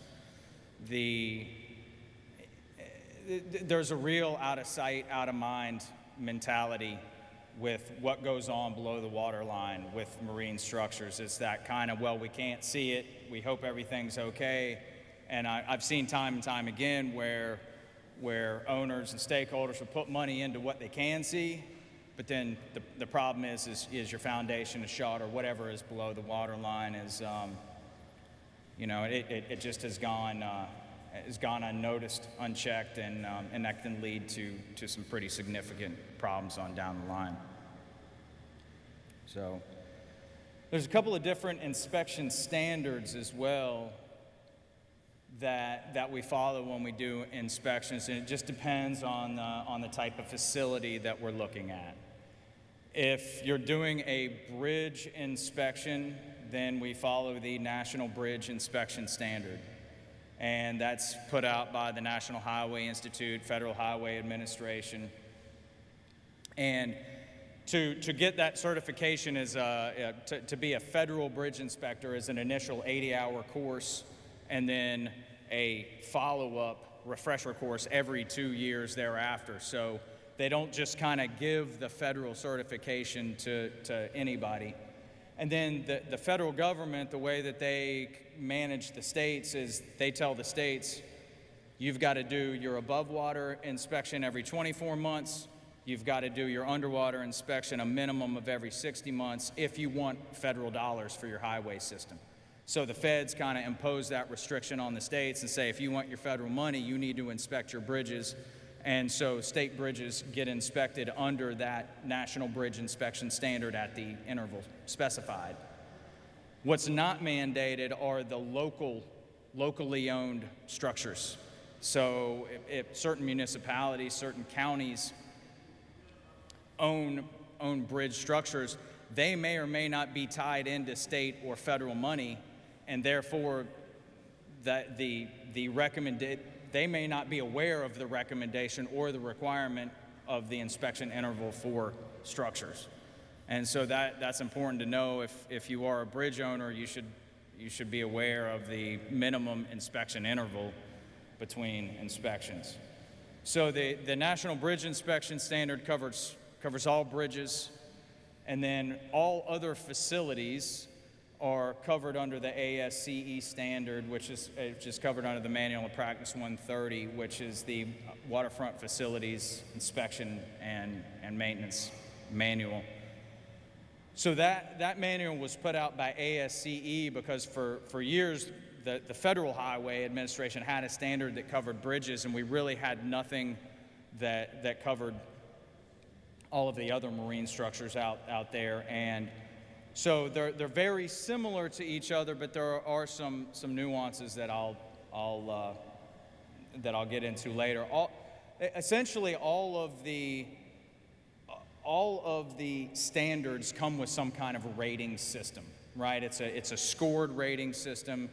For bridges, it's 0 to 9, and for waterfront facilities, it's 1 to 6, and that ranges from your level of severity of deterioration. And I'll cover that a little bit more in a couple of slides. So when we do an inspection and we're looking to come up with the condition ratings, like what is the condition of our structure, we're looking at three main components. We're looking for the severity of the defect, we're looking for the extent of the defect and the location, and whether it has an effect on the strength or performance of the member. So if you look under the defect severity, you might have an inherent defect. It was something that came with the member. You see that a lot in timber components. Maybe it's minor, moderate, or major deterioration. Maybe it affects a portion of the member. Maybe it affects all of the member. But what we're really trying to get down to at the end of the day is, do the conditions that we've noted in the inspection, do they have an impact on the strength or the performance of the structure? That's what we're looking at the end of the day. And then from those, then we can determine, well, what kind of action are we going to have? Are we going to have, what kind of follow-up action do we need? So those are some of the questions that we're trying to have answered. This is a slide. I don't know if you can read this on the screen. Can anybody even read this? I realize now how small it is. What this is this is the bridge component rating system that I mentioned to you guys. At the very bottom is 0. 0 is a failed condition, and it goes all the way up to a 9, which is excellent condition. And in between is good, satisfactory, poor, and serious condition. So I put this in here to highlight that the chances are, if you read a structural inspection report, if you read a bridge inspection report or a waterfront facility inspection report, that if there are words in there like good, major, minor, moderate, poor, fair, serious, those key words actually have meanings that are associated with them as they relate directly to the structure. So in the case of a bridge, the serious, if we were to rate a bridge and say serious condition, that means there's major defects, strength and performance of the component is seriously affected, and the condition typically necessitates more frequent monitoring, load restrictions, and corrective action. So it's just important to understand that if you read a structural inspection report, say things like good or fair, they have a kind of a greater definition behind them. Usually we clarify that in the inspection report, but that's important to know. So this is the bridge component rating, 0 to 9, and this is the very similar rating that we have for waterfront structures, which is a rating from 1 to 6. And in there, the 1 is critical, and 6 is a good rating. So again, I read you the serious, the definition of serious is in terms of what the Federal Highway Administration deems serious. If you look at what ASCE deems serious, it's advanced deterioration, overstressing, or breakage may have significantly affected the load-bearing capacity of primary structural components. So there's pretty significant variation in those definitions, and that's essentially what we're trying to do with these inspections, is get down to a condition rating where we can look at the structure as a whole or individual parts of a structure and say, look, this is the condition rating, and this is the follow-up action that would be required. Is there any questions so far? I'm going through this a little bit faster than I anticipated, but it's not too deep. So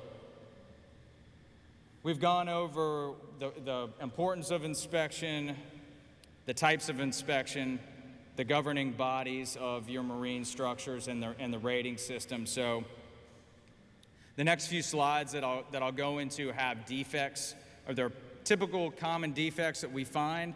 I believe all the pictures that I have in here of the common defects actually came from Beaufort County.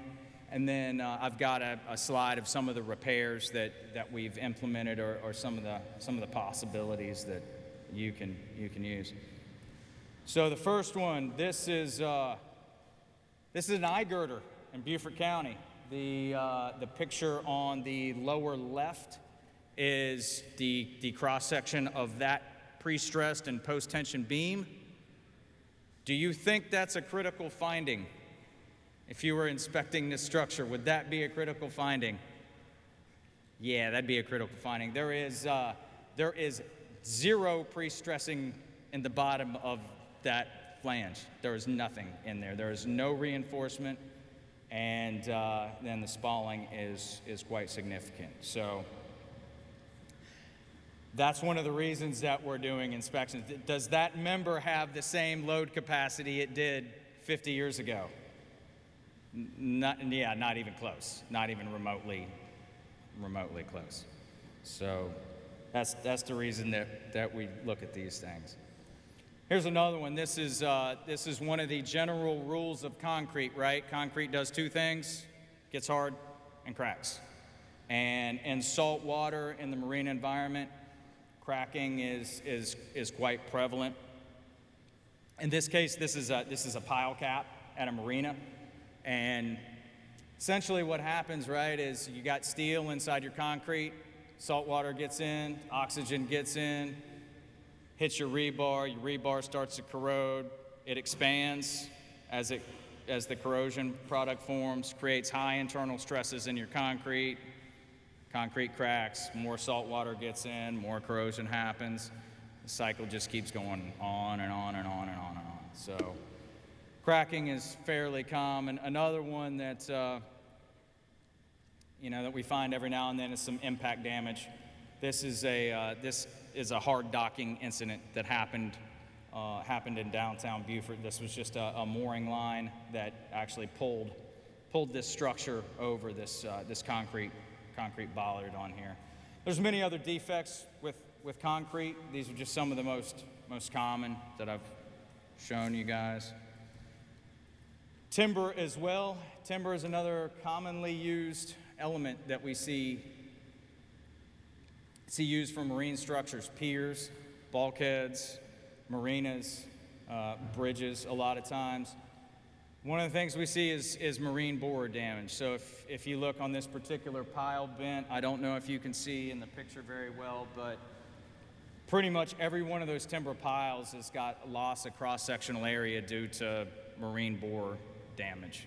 So you can see there's probably up to about, 25-30% loss of section on those piling. Is that a critical finding? Yeah, it's a critical finding because you have probably about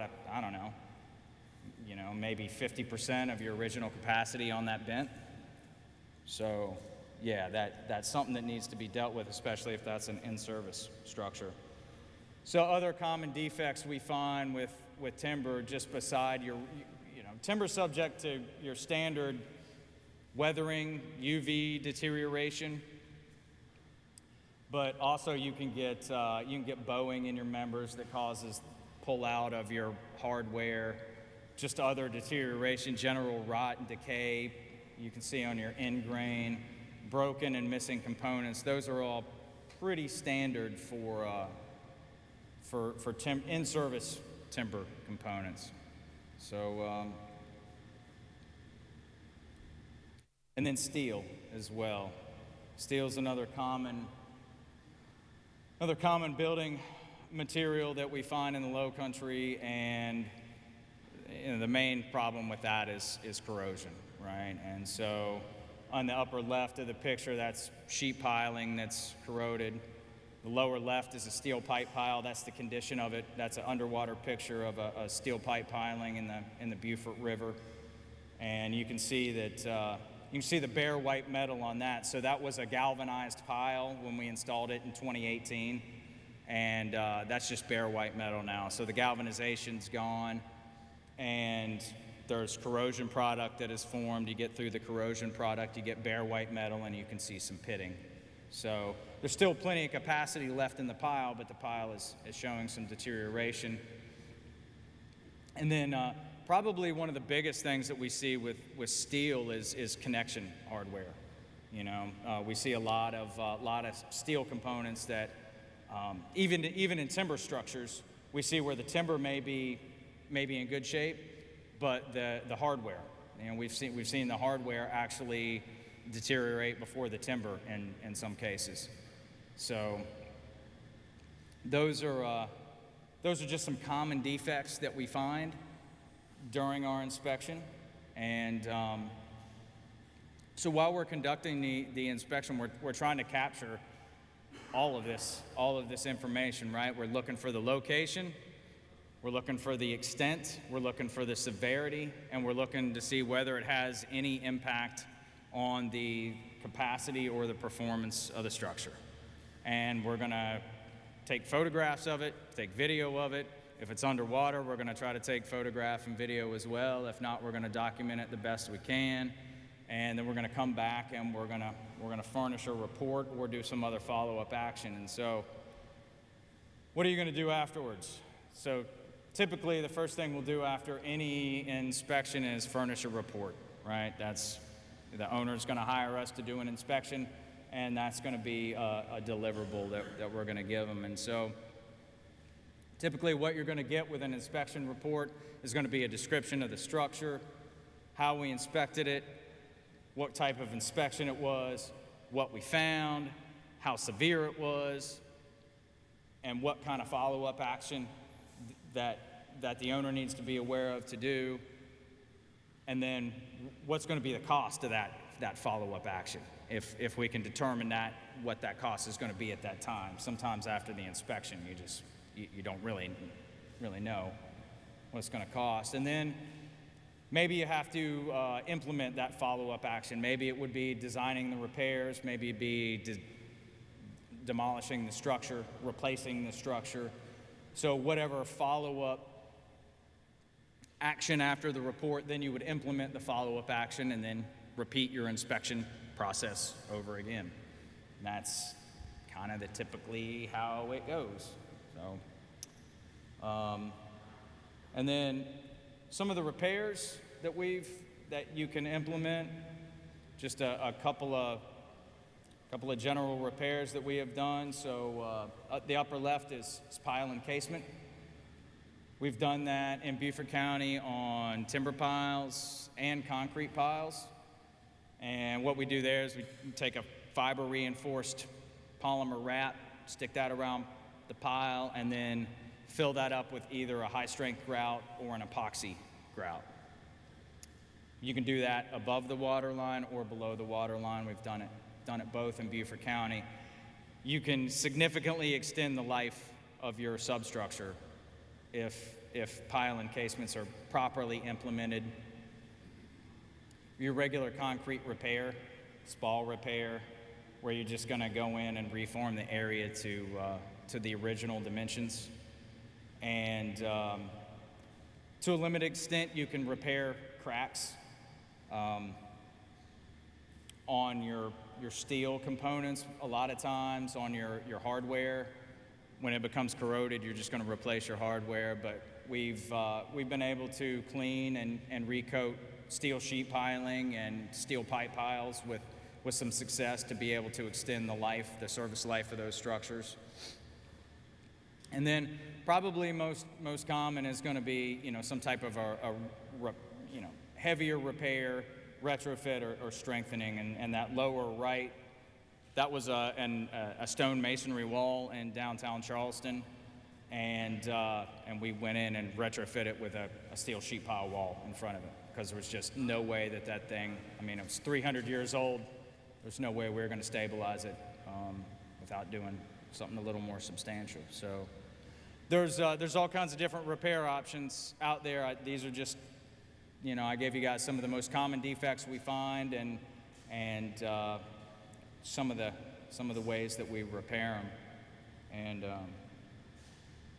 so I believe that was the end of it. Are there any questions? Yes.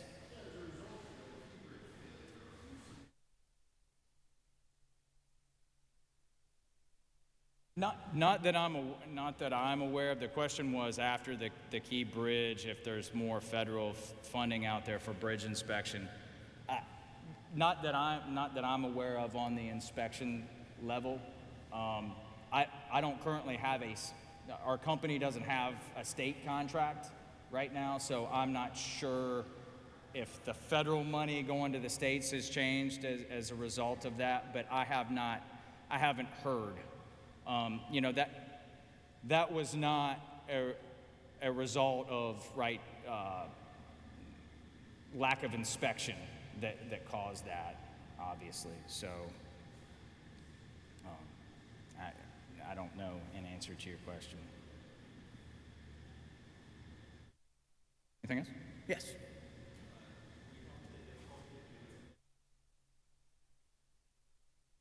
So the difficulty. So sure. So there's various methods you can use to do your inspection. It's all about access, right?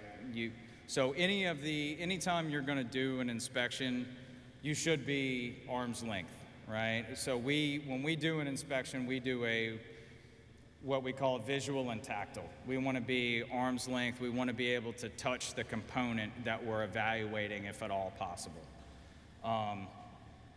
So if we're doing a roadway stripe, if we're doing a bridge, if you need to, you want to inspect the underside of the deck, so we'll use under-bridge inspection equipment to get under the bridge. They call it a snooper vehicle. So I believe I have a picture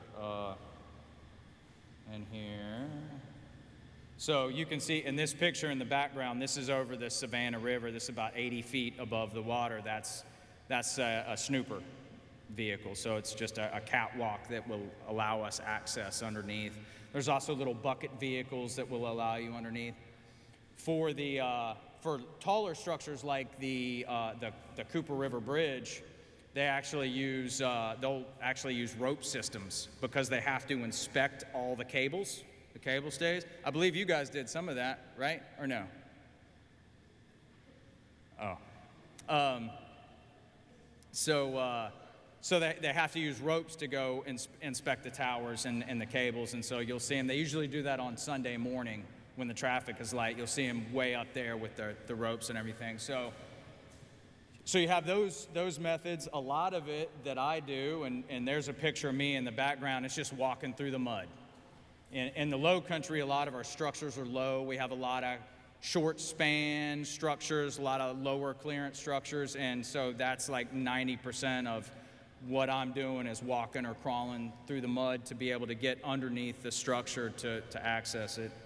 And when we're doing structures like, say, the Broad River Fishing Pier, we have to do an underwater inspection on that. And so, I've been a commercial diver for 20 years. We staff a team of commercial divers that are also professional engineers, and that's what we do is again, we'll just, my dive helmet, my deep sea dive helmet's just another way to get me to the job site, right? Some days I take the truck, some days I have to use the snooper vehicle, and then some days I got to put on my hat and go to work.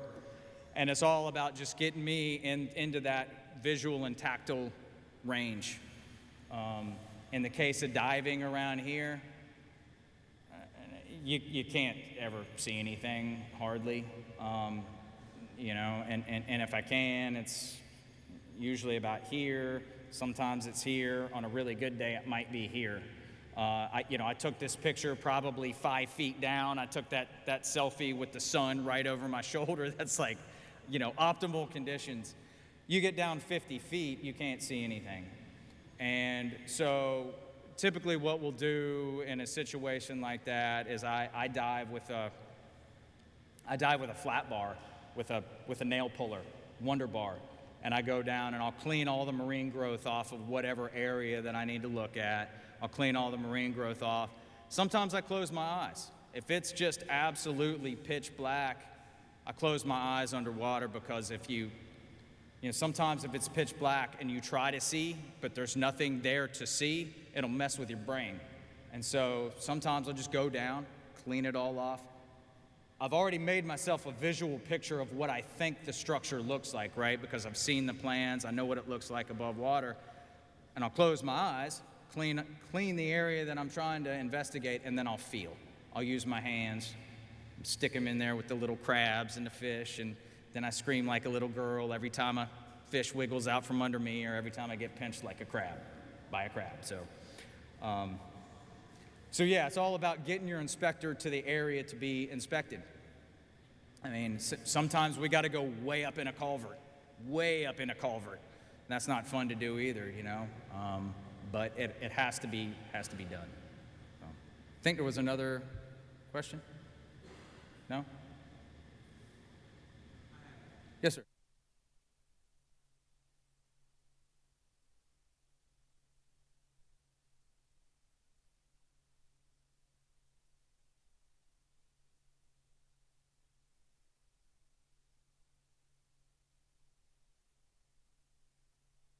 Well, absolutely, and I recommend it. There's been a lot of advances in construction materials and construction techniques. JMT just designed, and I believe the city of Charleston just built, a bridge on Daniel Island that was completely done out of concrete and fiberglass rebar. There's not a bit of steel in that bridge. There's nothing in that bridge that is going to corrode, and that could potentially be a 100-year structure, that's pretty impressive. So anytime you can swap out those materials that are going to be susceptible to corrosion in a marine environment is huge. We're seeing fiberglass replace wood in a lot of instances too, especially on seawalls, where I've seen it in my career, really in the last 20 years. Timber is still a viable building material, but it's not as strong as it was 20 years ago, in my opinion, and the treatment is not as good as it was 20 years ago.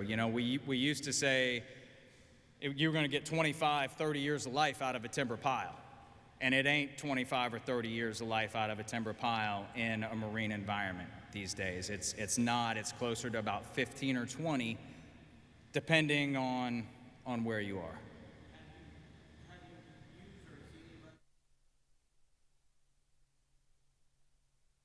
Oh yes, yeah. Oh, it's awesome. Oh, it's awesome. So if you're looking at any of the composite material, has a higher strength to weight ratio than steel does. So you still got applications where steel is going to be preferred or one over the other, but we did composite piling at the Whitehall boat landing over in Beaufort. When we redid that boat landing entirely, we elevated the parking lot probably, 6, 7, 8 feet, and it's completely bound by a fiber reinforced polymer seawall. And then all of the dock piling are moored by composite piling, hollow composite piling. So with your composite materials, we don't, because they're relatively new, as you know, you compare to concrete's a couple thousand years old, right? FRP's really only been around a couple of decades. We still don't really know how long that material is going to last. You know, is it 50 years? Is it 75 years? So we really don't know how long that material is going to last, but so far it's far superior to about anything else out there. It's also very expensive. Any other questions?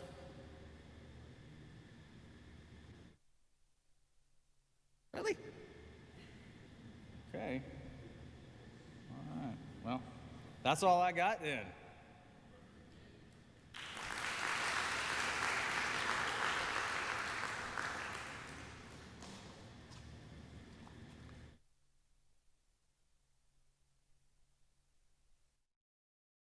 Welcome back here for another interview. This time we are with Terrence, who is the president of American Public Works Association. Thank you for taking just a couple minutes to speak with us here, Terrence. So can you tell me a little bit more about what you do at APWA? Yes. As you stated, I'm the current president of APWA, and it's a year-long term. And so basically, I go around to try to get to all of the areas that throughout the state of South Carolina and meet with all the other branches and some of the activities that they're doing, participate in those, and just be an advocate for the public works professionals that we're all trying to just improve on our professionalism and be as educated and knowledgeable of all of our professions. And why is it that you decided to specifically come to this conference here in Bluffton? Well, all it takes is an invitation. So I think it was Mr. Mark Jackson Johnson. Mark Johnson. He invited me to come over and participate in the conference and wanted me to do the closing statements, and so that's why I'm here, and maybe participate in some of the other activities that's going on. So that's all I need is an invitation. I'll be here.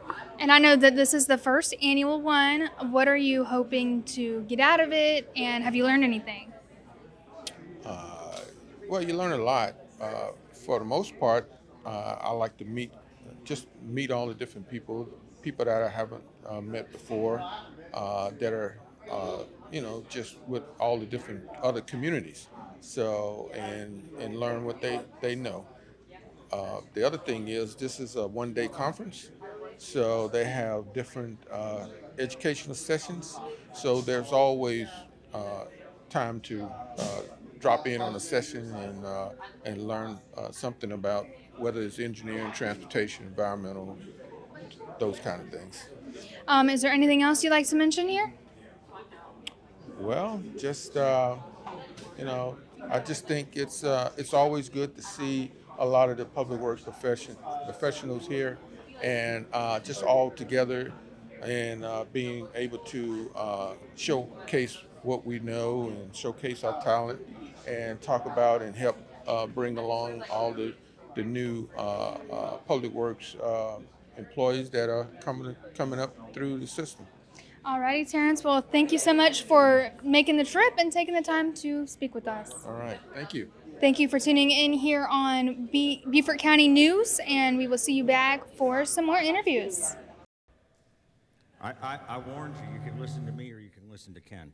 So, all right, well, thank you all for being here today again. I hope the barbecue was to your liking and the morning sessions were informative and educational. Right now we're going to start our lunch panel discussion, and the topic is the American Public Works Association, an organization that makes a difference. And we have with us Mr. Mark Shade at the end there, who is with the APWA Government Affairs Office in Washington, D.C. Next to him is Chuck Denson, who is the Public Works Director for the City of Goose Creek. also he is for APWA. Government Affairs Associate on their committee. And last but definitely not least, we have Ken Nagel with Thomas and Hutton, who does one or two things nationally with the APWA. But with those introductions, I will turn it over to Mark. Why don't you give it a start? Well, hello, everybody. It's nice to be here on a beautifully sunny day in near Hilton Head. I would have brought my clubs even, but I didn't. Yes, I'm Mark Shade. I'm from the Washington, D.C. office. I'm a government affairs media manager, which means I'm kind of the guy who amplifies the messaging and the advocacy work that we do in D.C. On behalf of APWA members. I've been with APWA now for 3 years. Prior to moving to the D.C. area, I was in Pennsylvania. I did state government work for just about every arm of government except for judicial. I was in the House, I was in the Senate, doing communications work, worked for the Attorney General as his press secretary, and prior to that, I was a journalist. I started in radio, did local radio, stopped at the Harrisburg level, Harrisburg, Pennsylvania level, but did news, and then went into print, did online reporting from Harrisburg Capitol, and eventually grew up to be a freelance reporter for Reuters. So that was the extent of that. I'm still dabbling in broadcasting. I'm an audio video tech on the side for MLB Network. So I work in Baltimore and Washington, D.C., Philly, and some other cities if needed. That's me in a nutshell. Chuck? Good morning. Chuck Denson, Citadel graduate, civil engineering. Appreciate y'all having me today. It's really done my heart good to kind of look around and see some of my classmates from school. Mike Horton was at Davis and Floyd when I got my first real engineering job. So it's absolutely been a pleasure to be here today. I see friends and associates from my journey through APWA, and they asked us to talk a little bit about how it happened for us. Well, back in 2003, I accepted a position with the City of Goose Creek as the Assistant Director of Public Works / City Engineer. Well, back in those days, there was a whole lot of city engineer, and when the Director of Public Works went to events, I got to play director. Over the years, that transitioned more and more until finally in early, maybe mid-2015-ish, I started going to some meetings. That was all, I didn't know it at the time, but Steve Price, my predecessor, he was grooming me. Grooming, did y'all hear that? Grooming, you know what happens with grooming. He was grooming me right into a significant participation in the APWA. When I became director in 2017, I became heavily involved in the Lowcountry branch, attending meetings. Somehow I ended up vice president. I don't know, it just happened all of a sudden. Good candidates. Started out as vice president, of course, sequentially president, immediate past president, and then Jim Neal approached me somewhere through that period about participating on a national committee. Okay, sure, you know, I'm participating, and I'd be glad to. You know, I'm thinking I'm going to be on a technical committee or a knowledge team maybe. And then Jim walks up to me one day, congratulations, I nominated you for the Government Affairs Committee. And I didn't know what Government Affairs did, but it sounded very important, and it sounded like it was going to be a whole lot of work that I didn't sign up for on the front end. And I wasn't wrong. I was fortunate enough to be selected to be on the Government Affairs Committee, and it is a ton of work per se, but it is so enjoyable. I go up to Washington once a year, usually February, March timeframe, and we work with the legislators and their staff. For those of y'all that haven't been heavily involved on the regulatory governmental side of it, We all see the senators and representatives on TV. The folks that do the work for them are their staff. That's really who gets things done. Government Affairs puts together some primers every congressional session that we can present to the staff. It's a two-page front and back bullet points. This is what APWA cares about and what we would like your support for. We work on those every new Congress. Any legislation, we have had Government Affairs Committee members testify in front of Congress. We've had two in the last couple of weeks, actually. I was fortunate enough to be asked to testify in front of Congress, and right at the end of PWX, and I was a little bit sick, and I couldn't see me being up there in front of everybody, so Keith Pugh, former past president, testified in front of Congress regarding environmental permitting and what we would like to see to streamline that process, so as we're doing these design projects, they don't get hung up for years and years and years in permitting for a project that might take 18 months, 2 years to complete. So that's another one of the things that the Government Affairs Committee will do.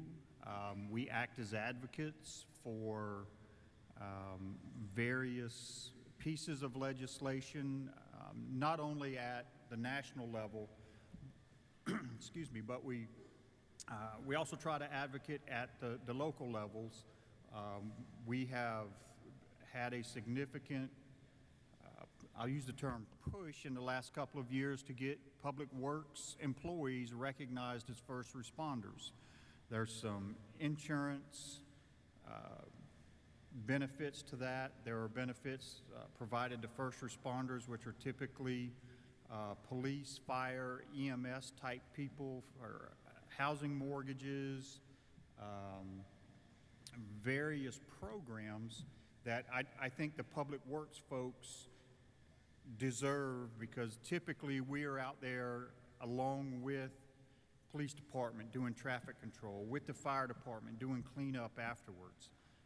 So we were fortunate last year. Brandon Cox, who is a representative for the Goose Creek area, introduced legislation into the state legislature.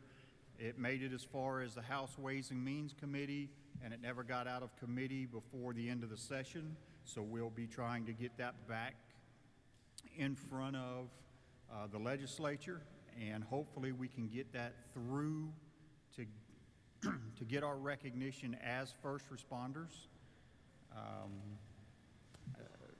I think that's about my journey with APWA. I can tell you that it has been a very enjoyable ride.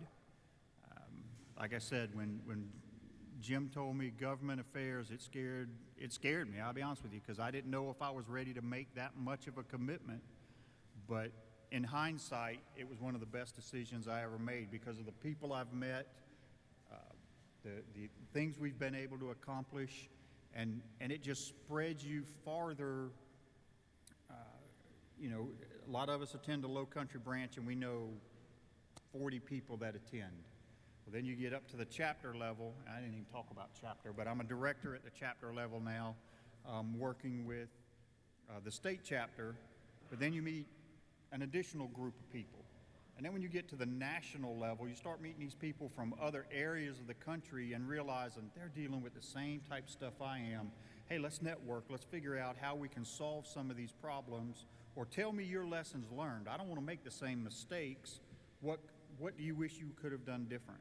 So it's been a huge opportunity for me to grow as an engineer, as a director of public works, and provide training to my people back in Goose Creek. I've got mechanics that are participating in the certification programs that are available through APWA. My maintenance supervisor, facilities superintendent actually came to PWX the last day of PWX this year to take the facilities management certification course. And I can't tell you how many times he's thanked me for that, because he thought he was just a supervisor. And I think now he realizes that he is a very critical component of the team at Goose Creek. And I think that's the opportunity APWA affords you, is to realize you're not just another employee. You're on a team, and you have a huge network that will help you. You just got to step out there and participate. That's what really all it takes, is participation. Thanks, y'all. I appreciate your time. Absolutely. Nice job. Thank you. Hey, before I start, do we want to talk a little bit more about first responders, or what, October 28th? How about that? Sure, we can. I mean, part of what we do as advocates for Public Works and for APWA members is, one of the things is to be recognized as first responders. So we do a lot of activities nationally and locally. We advocate on Capitol Hill with lawmakers and their staffs to say, here's why. It's not a hard sell in DC, because former President George Bush recognized Public Works as first responders. Some other states have, but it's getting in some of the other areas that it's a little bit harder push, but it's still a worthy push. But we do take part in national first responder efforts. On October 28th, there's a National First Responders Day. And just out today, in fact, if you are an APWA member, and I hope most of you are, or you soon will be, we have now a landing page that features resources for National First Responders Day. One of them includes sample proclamation language that you can download, modify, and you can ask City Council, your mayor, your state rep, your state senator, your governor. We think it would be a wonderful move if you would help us walk and recognize Public Works first responders on October 28th during National First Responders Day. We in DC will do it a little bit. We'll do it like a week-long thing. We'll have events. We'll do some webinars during the week, but October 28th is the official National First Responders Day. Hope you can download and really use it. And if you need help, just reach out. We'll help you with anything you need. And all of you guys out there that are working Public Works, you're out in the field and whatnot, we want you to know, we know you are first responders. You are the people that are out there cutting the trees out so that others can get in to do rescues and stuff after a storm, right? So as you're out there, you help to spread the word. You are a first responder. All right. Hey everybody, I'm Ken Nagel. That's Nagel like a bagel. Now I started doing that because I wanted people to figure out how to spell my name. And do you know there are some people that cannot spell my name. That's all right. I'm Nagel like a bagel. I want to ask anybody out there is a graduate of Georgia Tech. Raise your hands. Boom! Are you serious? I thought I was going to be the only one. Over there, we got 3 here. Hey, this is fantastic. Thank you, guys. I'm not going to share with you just how old I am, but Seasoned, Ken. I'm seasoned. That's right. That's right. Ramblin' Wreck from Georgia Tech. That is awesome. Fantastic. Well, my name again is Ken Nagel. I work for an engineering company called Thomas & Hutton. Been working with them almost 21 years come February next year. And one thing that I found interesting was that people ask me, well, Ken, what do you do? And actually, that's a totally different question, isn't it, Richard? Yeah, I mean, sometimes it depends upon what day it is. But seriously, as an engineer, a civil engineer, site and transportation and whatnot, I tell people, go outside your door, look to your left, look to your right, look straight ahead. Everything you see, that's what I do. Now, I don't design all that stuff, but that's what civil engineering does, and a lot of you guys would agree. And then when I became a member of APWA, and as I've moved through this, I started to realize it's the same thing. Now, some people do. Mark Johnson brought this up the other day. He said, hey, actually the buildings are included, Ken, but I still like that. You go outside this door today, and you look to your left and your right and look straight ahead, and that's Public Works, okay? I got started in Public Works, actually, probably it was 2007, And someone has said, I don't even remember that person, said, hey, you should find an organization and become a member. Well, I did, but for like 3 years, guys, I was a member by name only. I wasn't active. I was a member of APWA. Well, in 2010, my boss at that time, Lindy Cummins, came into my office one morning, and he said, Ken, you need to find an organization that you're passionate about, and you need to become a member, and you need to become an active member. My boss came in and told me that. So the interesting thing about that particular day, and this is still, I'm so, sometimes doors open up and you need to know to jump through them, okay?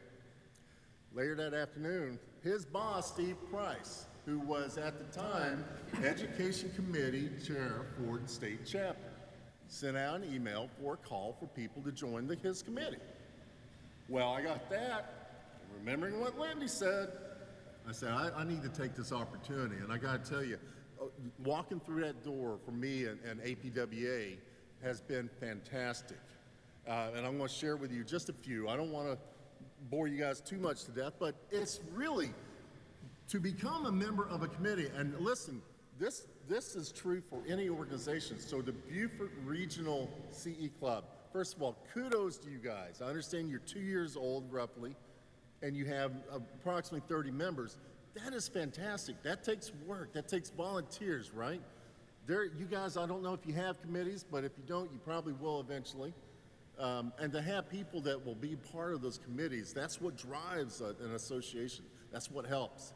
And that's been true for me. Serving on that education committee, and I still remember the first day, the first meeting we had, Chuck, sitting in there with Steve, and there was a person that was an equipment sales rep. There was someone from solid waste. There was Steve with the City of Goose Creek Public Works Director. I think there was a couple there. There was me and maybe one other engineer. But there was about 8 to 9 folks in there. And another cool thing about that was to sit on that committee. We were developing the education for the annual conferences. We were also helping to shape education and training for our chapter. And to have that number of people around a table, it's exciting because one, and you touched on it here, networking. When you come to an event like this, make it a point to go meet somebody you don't know. Go talk to them, get to know Miss Patty there, right? Find out about them, because the more people and by the way, I am blessed. That one, walking through that door was a fantastic event for me, because it really did open the door to meet a lot of fantastic people. And that's what becoming involved with an association, finding out a committee and becoming involved, finding something that, like Lindy said, you're passionate about. It opens the doors for you. You're going to meet people. You're going to create friendships, and it's going to be something that you're going to build on for the rest of your career. Okay, so kudos to the Beaufort Regional CE Club. Rock and roll, you guys. I can't wait to see your growth. But anyone here who is not a member of a committee on either association, or maybe you're a member of another association, find something that you're passionate about and seek out that. Hopefully you'll be as lucky as I was, and it lands on your lap there, all right? But if you're not, go talk to somebody that's involved with that association. Come talk to me. I will gladly point you in the right direction, okay? Chuck will too, Mark Johnson, Pamela Cobb. Go find people and don't wait for that door to open like it did for me. Again, very lucky for me. I'm so incredibly glad that happened. Now, as far as that goes, what happened for me in APWA was I started to become involved. I was definitely already involved with the chapter, but then about that same time frame, Jim Neal, this guy mentioned a fellow by the name of Jim Neal, who was not able to be here. He really wanted to be here for this event. Jim Neal is a former public works director for Charleston County. just a very excited person. You get around him, you want to do great things. And I know that because he made us he created, he pushed, and he made it happen. Where we have now 4 branches in the South Carolina APWA chapter. We have to help us cover the whole state so that you don't have to drive all the way for one event in one year. So you guys with the CE Club, be thinking about that. Perhaps as you grow, you might, and actually you're already doing it, because CE Club, now we got Beaufort, and possibly, who else knows, right?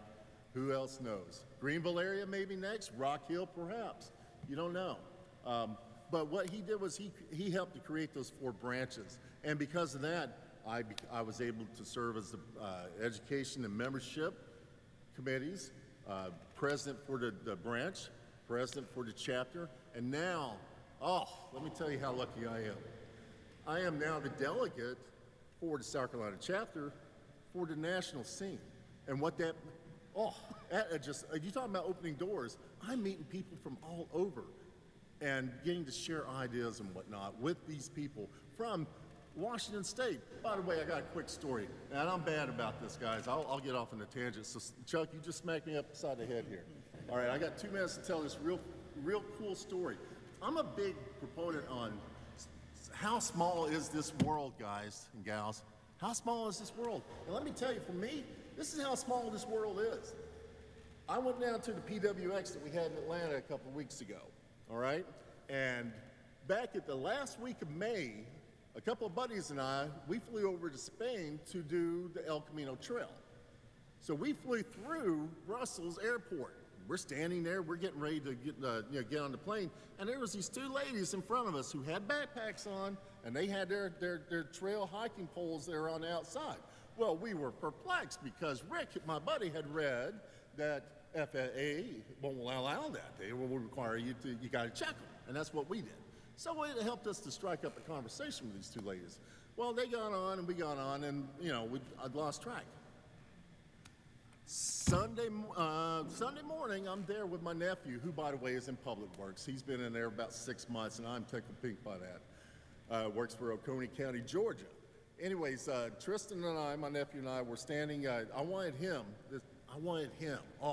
You have not seen anything until you've been to an equipment expo at a national APWA conference. Incredible. And so I wanted Tristan to experience that. And so I tried to sneak them in, I did. And let me tell you what, those ladies down there at the entrance to the expo, they were very good. They turned me around. So anyways, Tristan and I walked back upstairs and we went to the registration desk. And I was like, all right, I'll check to see about getting him a partial registration for that day. And there was this lady that was in front of me, and I said something, she laughed, she turned around, and I looked at her like, you look so familiar. But at first, and both of us were doing that. We're like, you look so familiar. Turns out it was one of those 2 ladies. Yes, it was Miss Brittany. I now know it's Brittany from Washington State. You never know where you're going to get the opportunity to network, folks. But do it. Do it. It's so cool. But yeah, small world, right? Small world. Well, listen, I think I've talked way too much. But I did want to share something that I think you folks, first of all, who are engineers in this room right now? Raise your hands. Come on now. Don't be shy about it. We got a good bit in here, right? And what do we have to do every year or maybe every 2 years, depending on which thing, right? We have to show that we've obtained our professional development hours. Well, the cool thing about APWA, and it's so easy to do this, and I just want to walk through that real quick, show you how easy it is. And if you ever have questions, feel free to call me. I will help you. Chuck will help you. Mark Johnson, I'll teach him and he'll help you, okay? All right? But these are an opportunity for, if you're interested, say for instance, well, I don't know, let's just jump right in and let's see just what it means. All right, so I want resources. Where's my mouse? There you go. While Ken's looking for the websites there, I will mention too, since we're talking PDHs, committee members on PDHs, LLR will recognize 2 PDHs for participation on committees of professional organizations. Cheapest PDHs you'll ever get. Absolutely. Yes, that's a very good point. How many of y'all are on committees right now and did not know that? Raise your hands. All right. I didn't know it for the longest time. How about that? It's a real good thing to know. All right. So anyways, apwa.org, that's how easy it is to get to the website. And on that website, resources, and then if I click on Resource Center, and it's cool. It's this easy, there you go, this easy to, all right, and just for kicks and giggles, I wanted to see these, first of all, these are hour-long presentations on all kinds of different subject matter, okay? So just for kicks and giggles, I typed in drone, uh-oh. Oops, I come up here. Let's see if I can do this. I'm only gonna do one keyword search then because of that. All right. And just like that, I can pull up, if I want to know more about use of drones for mapping, there was one also I saw the other day that was on sewer inspections, using drones for sewer inspections. You click on it, and then you can use this resource by clicking it. And for members, all right, now, I do have to say this, not all have the 1 hour PDH, and this is where you'd see it, but there's a whole bunch on there. So I just want you guys to know that, who are not members, and those who are members. No, it's that easy to get to these. When you get to December and you're trying to figure out how to get 12 hours of PDHs, here you go, that easy, okay? All right, I think I am done. Thank you all so much.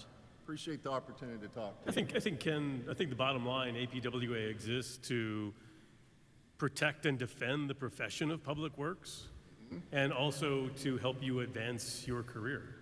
It's quite that simple. You can go through all these resources, you can attend sessions at PWX, wherever it is, and get continuing education credits. Serve on committees, you get those credits. So they're there. And then we are there as kind of the voice for public works, for federal officials, federal agencies, to make sure they know what you are about and what you do. If you go, I like to tell the story a lot, but Horton Here's a Who. We are here, we are here, we are here.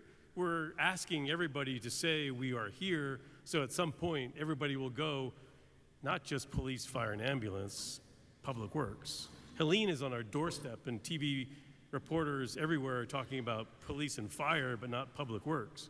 It has to be lockstep, because we are lockstep every day. And that's just one example. I mean, we're also working on workforce, and that's important for a lot of public works departments throughout the country.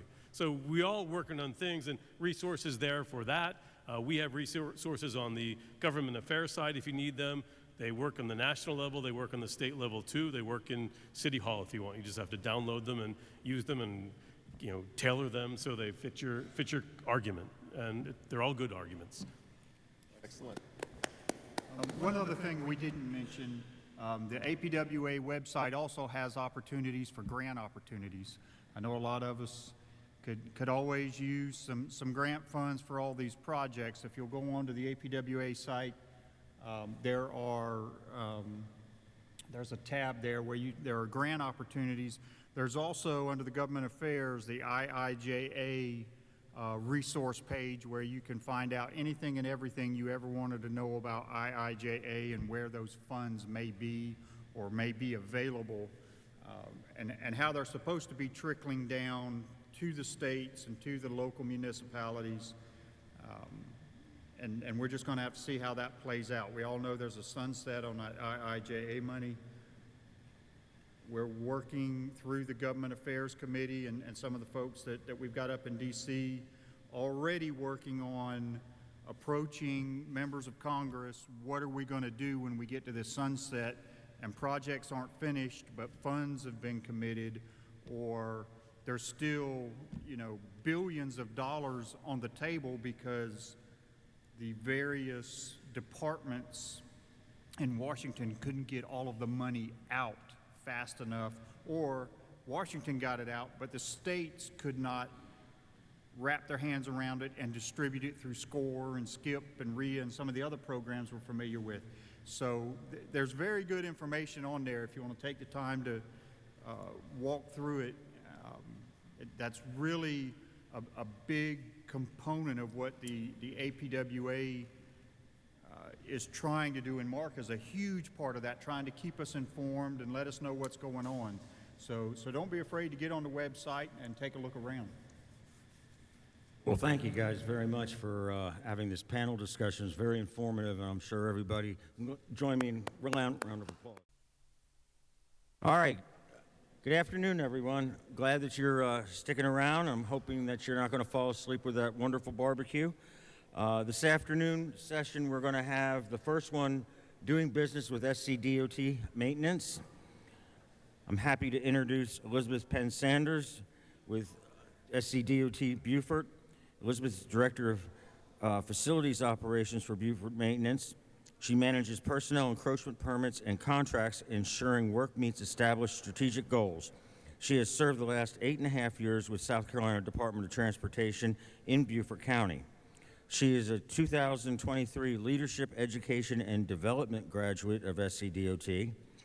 Originally from Georgia, she found her way to Beaufort County in 2006. She is a civil engineering graduate from the Citadel. Elizabeth enjoys exploring the beautiful outdoors of the Lowcountry with her family and playing golf. And with that, I will turn it over to Elizabeth Penn Sanders from SCDOT.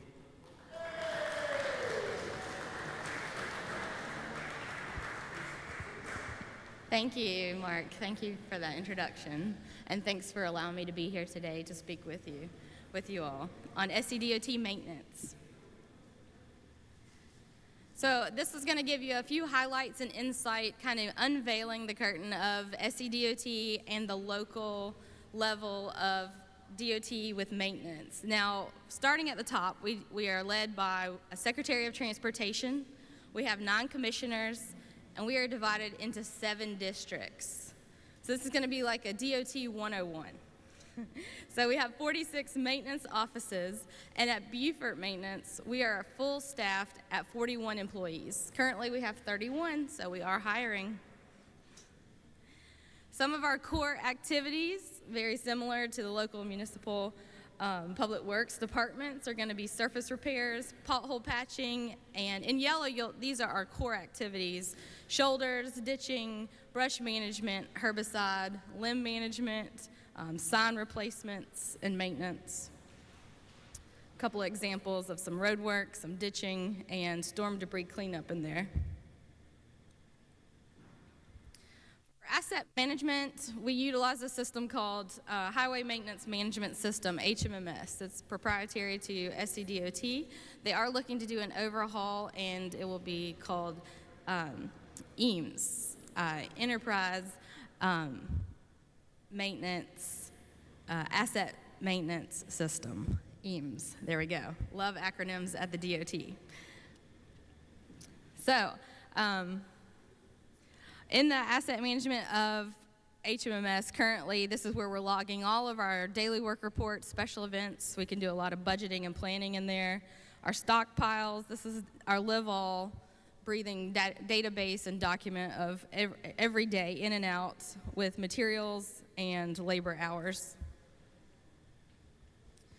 Some of our maintenance plans that we are constantly working on as living documents, such as one that would be implemented today with the storm event occurring, are for emergency plans for snow and ice, hurricane plans, and debris management, and working with our local partners when they implement those partnership agreements to help with the first push or debris management portions of the debris cleanup. We are also responsible for doing daytime inspections and nighttime on our infrastructure for the state. You can see for daytime inspections of our assets, we would do 6 months for primaries, and yearly we're inspecting our routes for secondaries. Nighttime inspections, that's going to occur yearly. It happens over a 2-week period, more in the winter months, so that we are checking for the reflectivity of our signs and pavement markings. We have a vegetation management plan. We are also looking at drainage verification on a 6-year cycle, where we're going out and inspecting the drainage system and have divided our routes on a 6-year cycle to do that. Our sign maintenance plan is on a 12-year cycle. We refer to it as EDM or ED 57. We are directed by these engineering directives through our Director of Maintenance office. Set those guidelines and standards. That's an example of one there, the ED8 on the screen for our daytime inspections. We also have a large system of guardrail, so those are being inspected on a 5-year cycle. So lots of plans, lots of infrastructure, lots of inspections are necessary to keep up with maintenance. Some of the items that we've elected to contract, we have on an on-call basis. We are looking to move towards a bi-yearly pavement marking plan of contracting. We are looking at doing a 6-year cycle for the road system, and that would be for pavement markings. And then we also have full depth patching that we do a contract out. We have brush management, limb management contracts. These are some examples of how we try to keep the clear zone free of limbs and brush. We have also put out pipelining contracts. We mow and sweep and have started a new program last year for litter pickup contracting on the state system. Thank you to our legislators for that heavy funding on litter pickup. For mowing, a lot of people don't realize what that season looks like for our state roads, and that's going to be from April 1st to November 15th. We have 6 cycles for primary routes that we are maintaining and cutting the grass, and we have 4 cycles that we do secondary routes. A couple of oddities, we did try to pick up a 5th cycle for secondary routes on 2 routes because they have built them more like a primary roadway with their offset sidewalk and nice curb and gutter, which have a appearance of needing a higher level of service. So occasional, you may see a 5th cycle for secondary in there. And there's a photo of the tractor mowers that we utilize. These are not zero turn. These are tractor mowers with that expectation. So we also have a shop facility. Our maintenance yard is located in Beaufort. It's across from the DMV. We are fully functional with our own fueling service, mechanical shop, and maintenance yard where we house all of our equipment.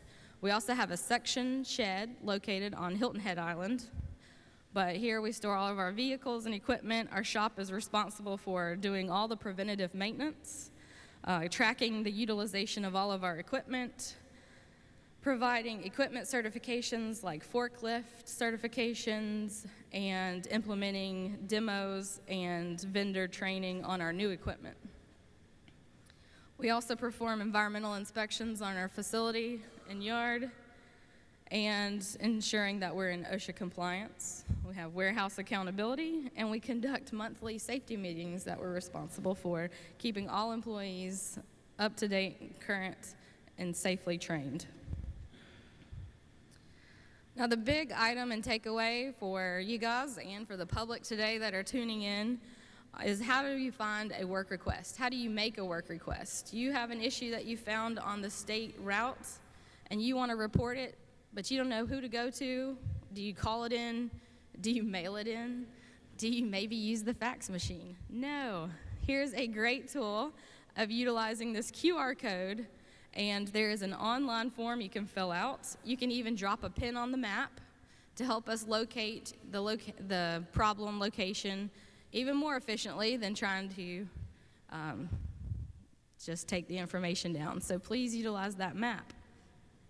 Real easy to use, user-friendly. Drop all your information in there, and then include your contact information so we can reach out and find if our job was satisfactory or if there are continuing problems or reoccurrences that you have found. So please share that, use that. Biggest thing to take away is please submit your work request so that we know. If we can't fix it if we don't know about it. One overview I wanted to share with you for our external work requests that we do receive. You will find that we have a variety of work requests that we've been working on, and predominantly you'll see in Beaufort, we mostly work on mowing, vegetation, and drainage concerns. We have a lot of litter complaints that are sent in, but thanks to that newly funded litter contracts, we're able to keep up with that. The black portion on the wheel are the pothole repairs and requests that we've had. And we also install driveways if they meet the requirements. DOT will install the driveway. So you'll see that our goal is to complete our work requests within 30 days, and Beaufort currently does meet that goal at 76%, is meeting the goal. So we strive to do better every day. We also are over encroachment permits are submitted through our local maintenance office. A couple of guides that we utilize for this are going to be the Access Roadside Management Standards and the Utility Accommodation Manuals. Now locally, we'll be reviewing any of the residential permits, and anything less than 50 units will be reviewed at the local office. The utilities that we're responsible for are all of them: water, sewer, electric, gas, communications. The massive fiber build-outs that you see, those all go through our office. Development that will always need water and sewer, they come through our office too. We do have a district permit engineer, and she is based out of the Charleston office. Her name's Julie Fleming, and she handles all of our commercial permits, but anything residential or utility is handled at the local level. And we also have blanket permits for those constant users for utilities. So anything under 2 inches or less and meets the other special provisions, they have the opportunity to utilize a blanket permit instead of constantly needing to upload and go through the process. They can streamline theirs a little bit with service installations. And another QR code to take you to that quick link. I joked I really wanted to make a bingo card to see. There'll be a lot of QR codes throughout you'll see, but I hope you will take a picture of them, take them with you, utilize them at a later date, and share them with those that may need them as a quick access to these items. So more encroachment permits would be, a lot of the municipalities are looking at traffic calming devices, and there's a great guideline. I would encourage the engineers and the municipalities to check out those traffic calming guidelines before submitting your encroachment permit, but that resource is out there. Also, I would like to encourage the public works departments to check out the MUTCD and the utility companies. We are always and avidly watching for safe practices of traffic control, and we, at the DOT maintenance office, you can see also install driveways. We review subdividing properties and issue coordination letters. We also work through damage claims and FOIAs, the Freedom of Information, that goes through those requests in our office as well. Just to share a little bit about SCDOT's impact, excuse me, locally in Beaufort, you'll see that the primary route system total lane miles is going to be about 550. And the lane miles contracted from 2019 to 2023 for primary routes was 54. And that cost is $6 million, just over $6 million, with a total of just under 11 miles. And the percent contracted for the primary system is 1.98%. Now, I won't go through every number on the sheet, but I do want you to pay close attention to the difference on the non-federal aid side. That number is significantly lower, and the funding is lower in the non-federal aid, because that'll come up later in the presentation. In 2023, these were some routes that we chose to resurface, with primary routes being 278 Business and Charleston Highway, US 17, a half-mile section, and then Lands End Road and Islands Causeway. Now, the half a mile of US 17 and 278 business have been completed, and they are actively paving, or maybe not today with the rain, but this week and next, you will definitely be seeing Islands Causeway be undergoing paving, and then Lands End. So that's 2023. Now we see that we have in 2024, we continue on those segments due to funding allocations. And once we've reached the dollar amounts, we move to the next. So 2024 it is to complete a large section of US 17, and it'll go all the way from the half-mile ending point, which is basically that county line segment, down to Old Sheldon. So a massive corridor of resurfacing of US 17. Then we have active projects right now is US 278 and 170 ramps, with a project undergoing with Beaufort County. For federal aid funding, we have the rest of Lands End Road, or portion of continuing down Lands End Road, and then the rest of Islands Causeway will be finished with the non-federal aid secondary allotment of funds in 2024. Our 2025 proposed pavement program is 278, just short of Simmonsville down to the flyover for just after Moss Creek.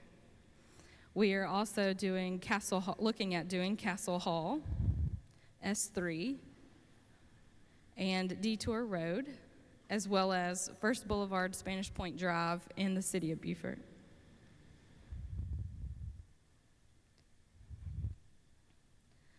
I wanted to encourage you to check out this webpage with this QR code here. You're going to be able to view all SCDOT projects that are active, all rehab, resurfacing projects, safety projects, MPO and COGS. This is a great resource to just get a very overview of all projects and activity that's going on in our region, or the whole state. You can view more than just Beaufort. You can see this across the state. Now, just briefly touching on that, the County Transportation Committee, the C program, is a partnership between DOT and the counties to fund local transportation projects. It's funded by the 3.99 cents per gallon gasoline tax to each of the 46 counties based on the population, land area, rural road mileage.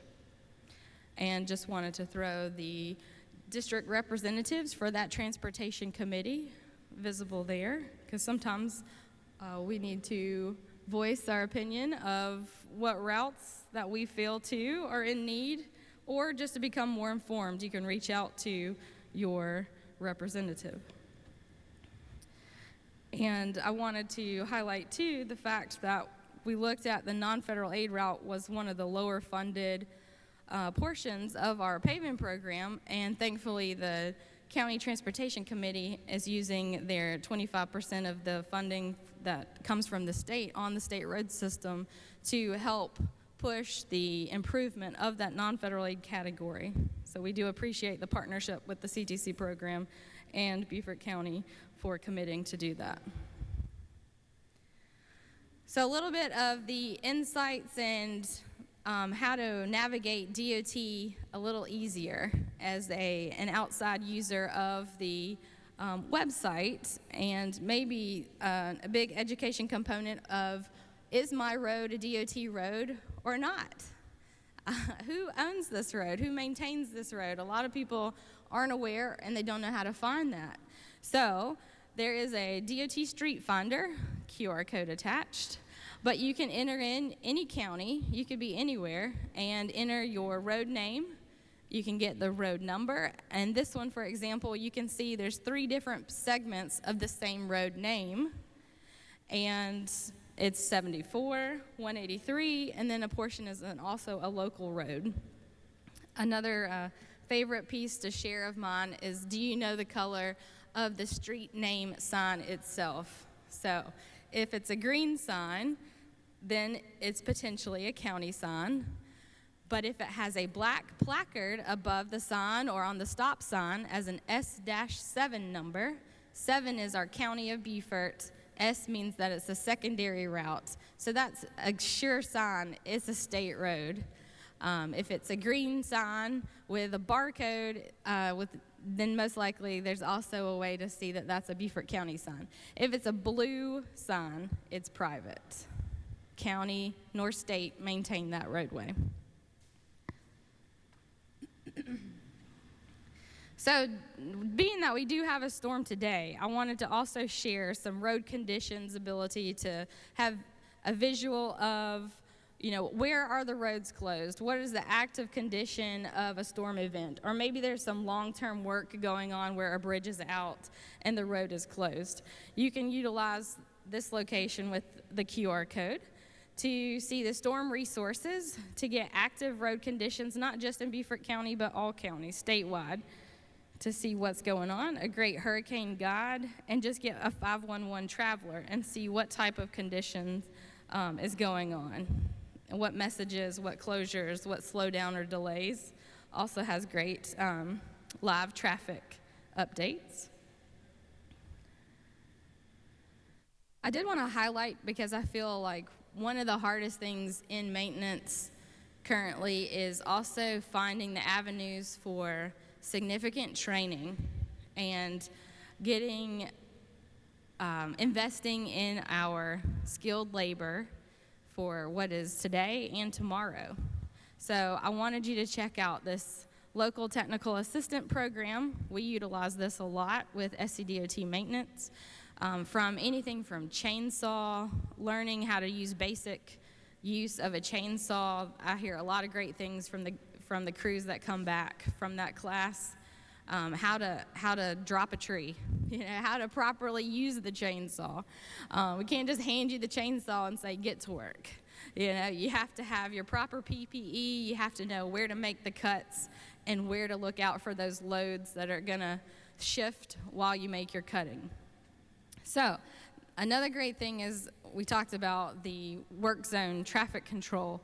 They also offer a program that focuses on utility, county, and municipal contractor employees and DOT employees on how to implement proper work zone traffic control. So I would encourage you to check them out for that, but they have a lot of other great courses beyond work zone safety, like we mentioned, chainsaw, tractor mowing, anything you can think of, and they're always looking for more suggestions and ideas, and so am I. So if you have a program that maybe your public works department utilizes or training that you have access to, I would love to hear from you as well to get that information, because you can never have enough education and training for your employees. So this is the guide to, like a flip book we like to call it, a little shortcut the contractors like to use, but they do have one geared specifically for municipal use for counties, utilities, and contractors. That makes it a quick reference book that they have available too. And this is going to be a couple of slides geared towards field problem solving. So I know there were a lot of engineers in the room earlier today. There are some here right now. But this is going to be the next few slides too, like in the field problem solving. Where can I find examples of how that was built? Where is that located? What are the dimensions of that? What are some standards that I can refer back to? You can have access to these standard drawings. And my favorite thing is to just click for all, and then you can Google search that bar to find exactly what you're looking for, because sometimes the user portion of this isn't as friendly. So just go ahead and pull all of them and then search through that bar on specific things like catch basins or curb and gutters or sidewalks. It's going to give you a lot of great detail. Road Plans Library, you can have access to help find the specifics to your road, whether you're looking for the pipe size, the cross-section, what does this segment look like, where's this water going, Was there ever a catch basin at this corner? We don't know. Let's check the plans out. And they can be from the 50s. We have those too. They can be from the 80s. So we utilize this a lot for on-the-go problem solving. Definitely thankful. And for the upgrades that they have made to this database. But you can have a subscription to this as well and access any of our state road plans. And I just wanted to throw a thanks out there to Beaufort County, as it is Stormwater Awareness Week, and I probably use their website rivals with social media use for their GIS data collection of the stormwater infrastructure that is in place, the contours, the easements, the pipes. I'm so thankful to have this as a resource, and I would highly encourage your own counties and municipalities to look at GIS data collection and having that as a resource for you, because I can't tell you how much I use this, and it's gotten me out of a lot of water issues and quick, knowledgeable areas of where to send it, where is it supposed to go, why are we getting held up in this location at this corner. Utilize this website significantly. So, and then they have a couple of great stormwater activities coming up on the 27th and the 28th to make sure you check them out as well. And I love a good show and tell. So what one person calls a pothole may actually turn into those pesky utilities at it again and have bored through our storm drain. You can see on the right photo. What was once called in as just a pothole was actually a communication bore through the storm drain, and then you can see the water service lateral in there as well. So maintenance, you never know what you're going to find when you dig it up. And a certified pothole location, it's definitely greater than 2 inches. This is a location when we were evaluating US 17, where it has CMRB and then the open graded friction course. And you can see some of that failure in the pavement there and why it made a significant jump on the list to need for resurfacing. And this is where we're cleaning out a conflict box here. We also do not like those. I'm sure you don't either. And this is a sewer line that is going through one of our catch basins here. And then I don't know if you can see what's actually in the other one on the right of the screen. It's located next to the tennis courts. I'm sure you can tell by the significant number of tennis balls that are located in there. So, like I said, you never know what you're going to find unless you open it up. I just wanted to highlight, too, some issues that we have reoccurring issues on some shoulder areas that have turned into high-traffic turn locations where people just can't wait one more moment to get over because they want to make that right turn.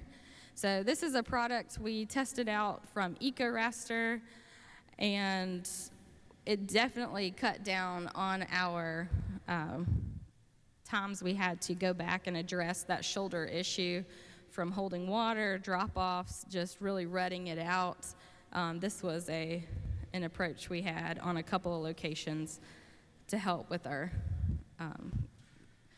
shoulder problems. On the right, you can see where we did some strengthening and leveling. We actually put a couple of layers here for raising a causeway just in asphalt 2 inches. We did 2 lifts of 2 inches to try to assist. However, in this next photo, this is Warsaw Island on the left, and this is Bailey's Causeway on the right. You can see we still have a lot of flooding, causeway, coastal tidal inundation, rain events that still make us susceptible to these problems. that we hope in the coming years with the resiliency plans that we can solve some of these. I think there's a video here.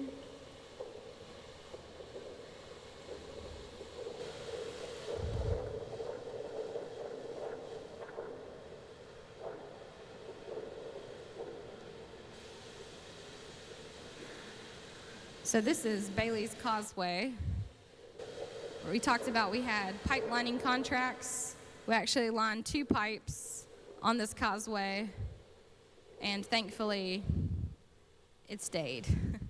The causeway is in place. It survived this overtopping occurrence, and thankfully, being mindful with maintenance dollars, anything in excess that we had from the day, we added to the shoulders of this causeway, and you can see how that aided in that sustaining the erosion that would have occurred. And then just a fun photo to share, though also with rising tides crossing this edge of pavement line, so too does the fiddler crab, and you can see our truck in the background. But this was a good day because we were able to open this roadway back up as the water had receded from Tropical Storm Debbie. And then one of my favorite things to do and have done with the department has been career days with the kids. This is from Shanklin Elementary School, and a wonderful drawing of my assistant resident maintenance engineer and myself when we took the dump truck and backhoe to the elementary school, and I'll always remember that, so I appreciate that one. So this is your free space. For those of you that were following along with bingo, okay? This is your free space, so make sure you check this one out. This is a really big one. So I'll give you just a second. But these are all of our vacancies that we have available, and we'd love to see you join our team as well if you know of anybody out there looking for a job. But I always love to share that one. But I appreciate your time today and hope you got to see a little insight into SCDOT maintenance, what we do day in, day out. I can't say thank you enough to the Public Works, the employees of the Public Works departments, our DOT maintenance office. I know every day how hard you're out there working, and what you do matters. From the tree that you keep from falling in the roadway to the drainage that you're assisting from your ditching efforts and shoulder operations. Thank you very much. But I hope you enjoyed getting to know a little bit more about DOT. Thank you.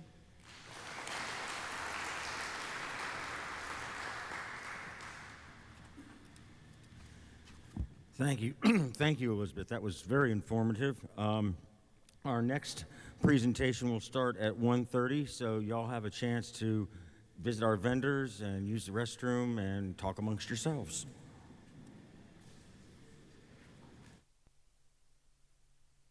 For roadway, and we are going to have Mrs. Brittany Bishop reimagine Rebo Road. Brittany Bishop is the Program and Finance Manager for Beaufort County Engineering Department. As a Beaufort native, she has a passion for serving the citizens and visitors of the Lowcountry through capital improvements of our transportation infrastructure. Throughout her career, Brittany has demonstrated a strong proficiency in program and project development, leveraging her expertise to tackle complex technical challenges with precision and creativity. She has a proven track record of success in consultant management, financial management, data analysis, and public involvement. She has effectively led cross-functional teams, fostering a culture of innovation and excellence to deliver projects on time and within budget. Outside of her professional endeavors, Brittany is passionate about the Lowcountry environment and supporting local businesses. You can find her in her free time exploring the rivers in her kayak or dining with her family and friends at local restaurants. She demonstrates her commitment to making a positive impact both within and beyond her role with Beaufort County. Please join me in welcoming Brittany Bishop.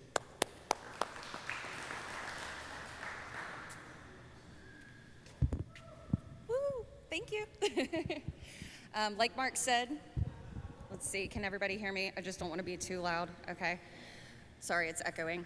So my name is Brittany Bishop. I'm the Program and Finance Manager for Beaufort County Engineering Department. And what does that mean? That means that I have the pleasure of developing projects from financial planning, planning actual programs in Beaufort County for transportation needs, and then being able to develop those plans and get them over to construction so we can implement some of the things that we have been studying throughout the years. So Reimagine Rebo Road is a master study of a corridor.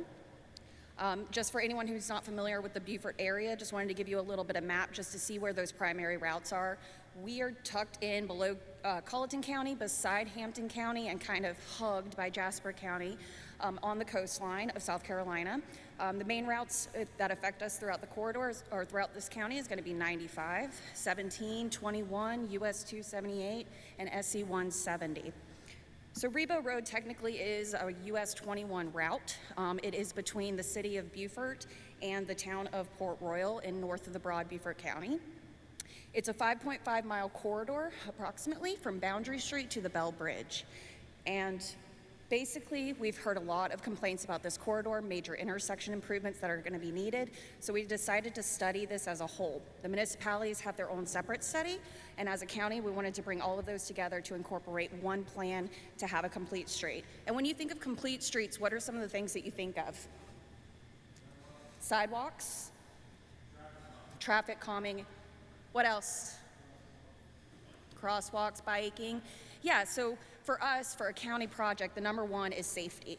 We want to do a complete street vibe for this corridor in order to improve the safety. So the first thing that we do is data collection. So this is a busy corridor, like I said, between the two municipalities. The county actually has no jurisdiction in this area. But we wanted to come together as partners in order to produce this plan. So the data collection we did, so on the left side, you're gonna see those intersections and whether or not they are doing good, which is in the green, or they're failing in the red. And as you can see throughout the corridor, we have major failures right there at Paris Avenue, Ladies Island Drive, Mossy Oaks Road, and then up at Boundary Street. In that residential section, we're seeing a lot of delays. On the right-hand side in that diagram right there, that is our crash rates. So the crash rates are mostly angled or side swipes in this corridor. The volumes of the traffic have actually decreased north of Ladies Island Drive, and the reason being, it was back in 2011, we added a second span to the McTier Bridge. So everybody who was originally going and either utilizing the one span bridge at McTier, in order to get around that, they were going downtown through Beaufort to get to Ladies Island. Speeding was another problem without this corridor. So as you can see over in the right corner, it's very, very small. It's the speed limit throughout this corridor is 35 miles per hour. The clocking of this was 46 miles per hour, and this was actually requested from a resident in this corridor to put that speed trailer out there. We also looked at biking conditions and walking conditions. As you see in that top picture, it's a 5-foot sidewalk, and the lady is walking her dog furthest away from the road. She's walking closest to the grass, which is something we heard a lot, is that people just don't feel safe walking that close to a travel lane. And in that bottom picture, you can see where two people are trying to bike side by side, and there's no space, so he actually has his bike in the road, which is not optimal. Some of the other data collection that we did was jurisdictional involvement, understanding from our partners what their problems are, what their needs are. We had 6 advisory committees, and these were our planning and engineering departments within each one of our jurisdictions. We had bi-weekly coordination calls as a team with Stantec, and then we had focus groups. We did some online polling. We did it in 3 different ways. We did an interactive map. We did a general survey for the residents in the area, and then we did a business survey. And it approximately, with their population of being about 30,000 between both municipalities, we had a really good response rate. And then what are the things that we did in order to get the public's involvement? So we held a symposium. This symposium was very intimate style. We were over at TCL for all 3 meetings. We had maps that were laid out over the tables, and people could actually write and circle where those problem areas are in order to give that information to the team to develop this plan. So once we got all of the data collection, we've heard all the feedback from everyone. we did a 3-day design workshop where we actually had the planners and engineers in real time from 8 o'clock in the morning to 6 o'clock at night working. You could come in at any time and tell us, hey, there's a lighting issue at this intersection. We need to have that fixed. Or, hey, you know, we're really concerned about this tree. Can you save that? Absolutely. So we were designing the project while we were receiving the input. And then the last was the open house. So with the open house, we presented our preferred alternative, and that's what I'm going to present to you today. So starting over at the City of Beaufort's jurisdiction, we have Boundary Street. So originally, Boundary Street was one of the plans that the City of Beaufort completed back in 2006. In their plan, it showed that a roundabout would be sufficient for this intersection. So it's one of the options that we put into our plan. And then we also looked at a traditional intersection at request of the City of Beaufort. Then we have enhanced streetscaping, undergrounding utilities throughout this corridor, and along with roundabouts at major intersections in order to reduce the speeds and congestion. So this was the controversial piece of the plan, road dieting. It's not something we've ever seen in Beaufort, not that I'm aware of. If anybody else knows, please let me know, because I would love to go out and see it. But we're going to be reducing what is currently a 4-lane undivided section down to a 3-lane section. So you would have 2 travel lanes and then a center turning lane with very strategic medians, not like Boundary Street. The biggest complaint that we get with Boundary Street is the consistent medians, and that was part of that plan. A part of our plan is so that we can just get pedestrians to cross over the road. So the road diet wasn't ideal for everyone, which I'll get into later on. So we had to look at some other alternatives. So alternative 1 was just enhancing the pedestrian accommodation. So adding a multi-use sidewalk pathway onto one side of the road, keeping the existing infrastructure on the other side of the road, but then enhancing through streetscaping, adding lighting, undergrounding our utilities. Even at 5 foot, maybe there's a utility pole right there. Maybe we can underground that utility pole and there's no longer a conflict. So if someone's walking on the sidewalk with you, you may be able to step over into the grass. You would have that space. Alternative B is a widening. This is also very controversial. So the widening would be from that 4-lane section to a 5-lane divided section, once again with pedestrian accommodations that are enhanced. As you can see here with that multi-use sidewalk on the right side, we'd be adding a buffer, a grass buffer, that will allow us to give some more environmental aesthetics to this project and a place to put in lighting or landscaping as needed.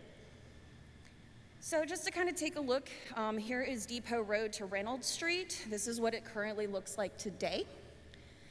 And if we decided to do that road diet, this is what it could look like. Once again, all of those streetscaping features are shown. So before and after. Which one would you choose? And then from Reynolds Street to Allison Road. This is the area that is a public service use. We've got Beaufort Memorial Hospital. We have the Technical College of the Lowcountry. So here is where we're going to be taking the existing 5-lane that is on Rebo Road from this section, and we'll be reducing that into that road diet as soon as we get into that residential section with that roundabout. Everywhere between Allison Road and Ladies Island Drive is going to remain as current infrastructure is with the lanes. We'd be reducing the lanes down to 11 foot. We would be streetscaping where needed, undergrounding those utilities, and then once again, those strategic medians. And so that would be the cross section.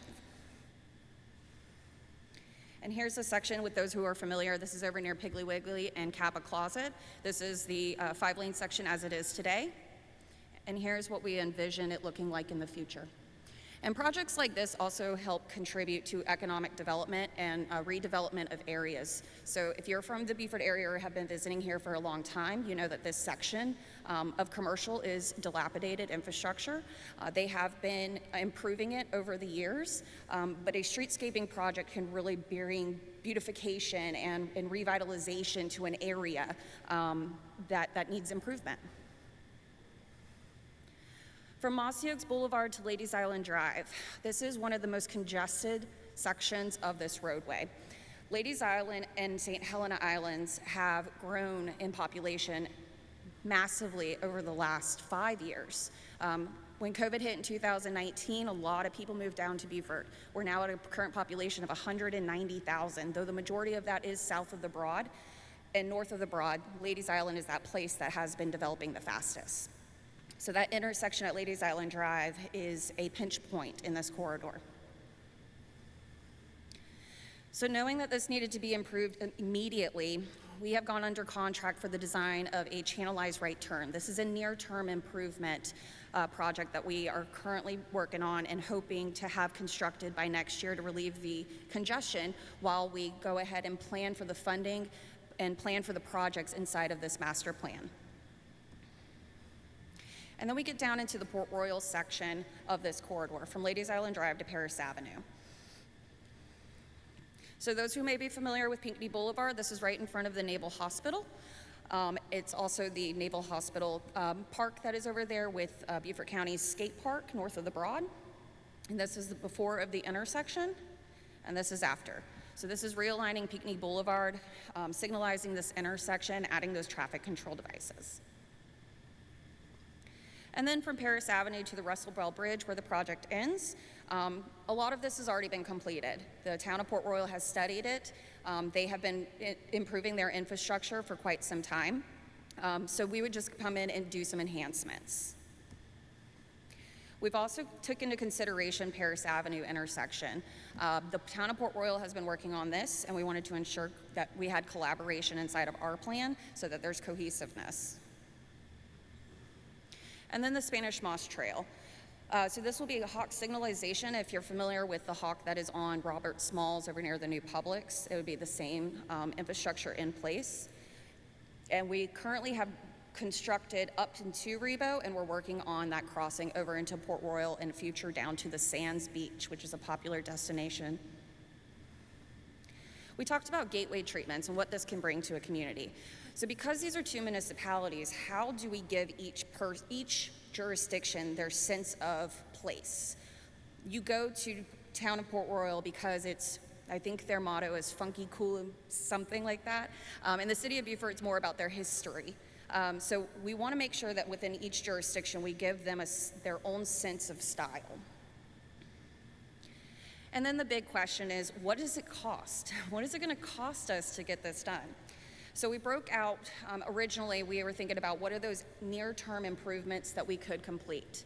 So maybe we can go ahead and install those roundabouts. So we broke out the cost for each one of those roundabouts being approximately $2 million to $3 million. And as we see costs increase, this number would also possibly increase. And then undergrounding utilities, this is a very generous number. I think it's going to cost a lot more to underground those utilities, and we've also been had discussions with BJWSA about them improving their mainline pipe on the corridor when we come in. That way we're only breaking ground once. So they would pay for their portion, but we would also work on undergrounding all communications and electric. And then the total project costs for each one of those alternative is approximately $45 million, and that's a lot of funding. So how do we get this kind of funding? So our local funding is made up of several different fees. We've got our road use fee. That is $20 on your car registration that you pay annually. That goes directly from your pocket to the county for road and transportation improvements. Then we have impact fees. These are the fees that are paid by our developers, and they're also paid by residents. When you come in and you impact physically Beaufort County, you have to pay your portion of what that impact is going to be, because adding people to our area is going to increase our needs for libraries, it's going to increase our needs for parks, and it increases our demand on our transportation system. So that's one of the other funding sources. As Elizabeth went over today, we also have the C funds that we collect through the gas tax in collaboration with SCDOT. 33% of that has to go back on the state routes, but then the rest of the funding we can actually use for local roads. And then the last we've got two more.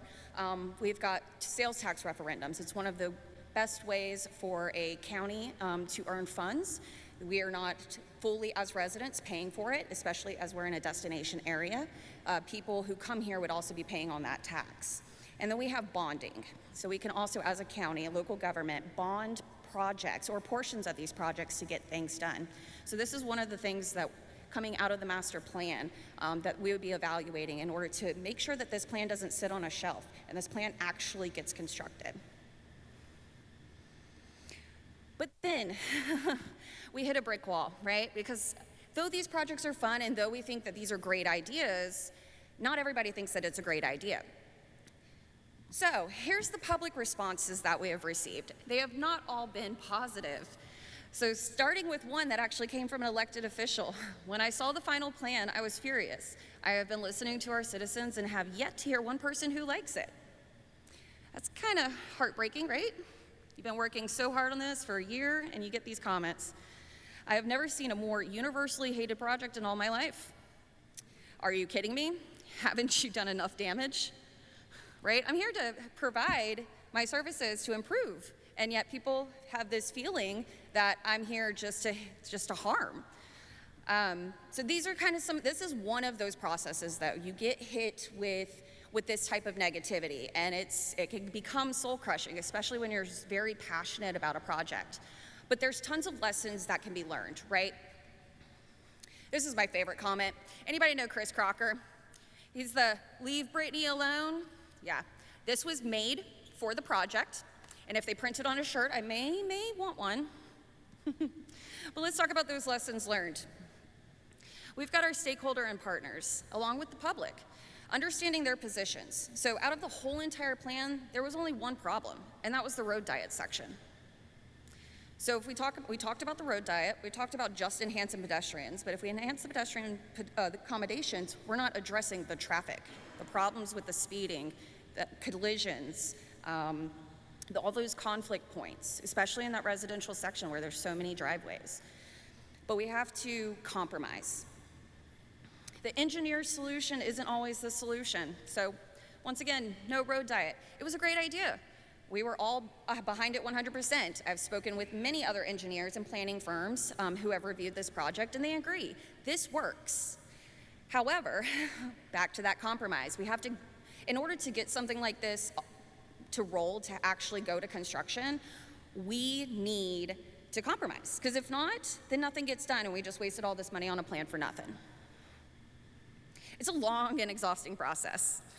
Project development is not easy. It's a lot of fun, so you need to celebrate those milestones throughout the process as they come. And then government projects have political influence. That is a fact. So going back to that first comment from the elected official that everyone that he's talked to hated this project, even though throughout the whole entire development of this project, we received public input.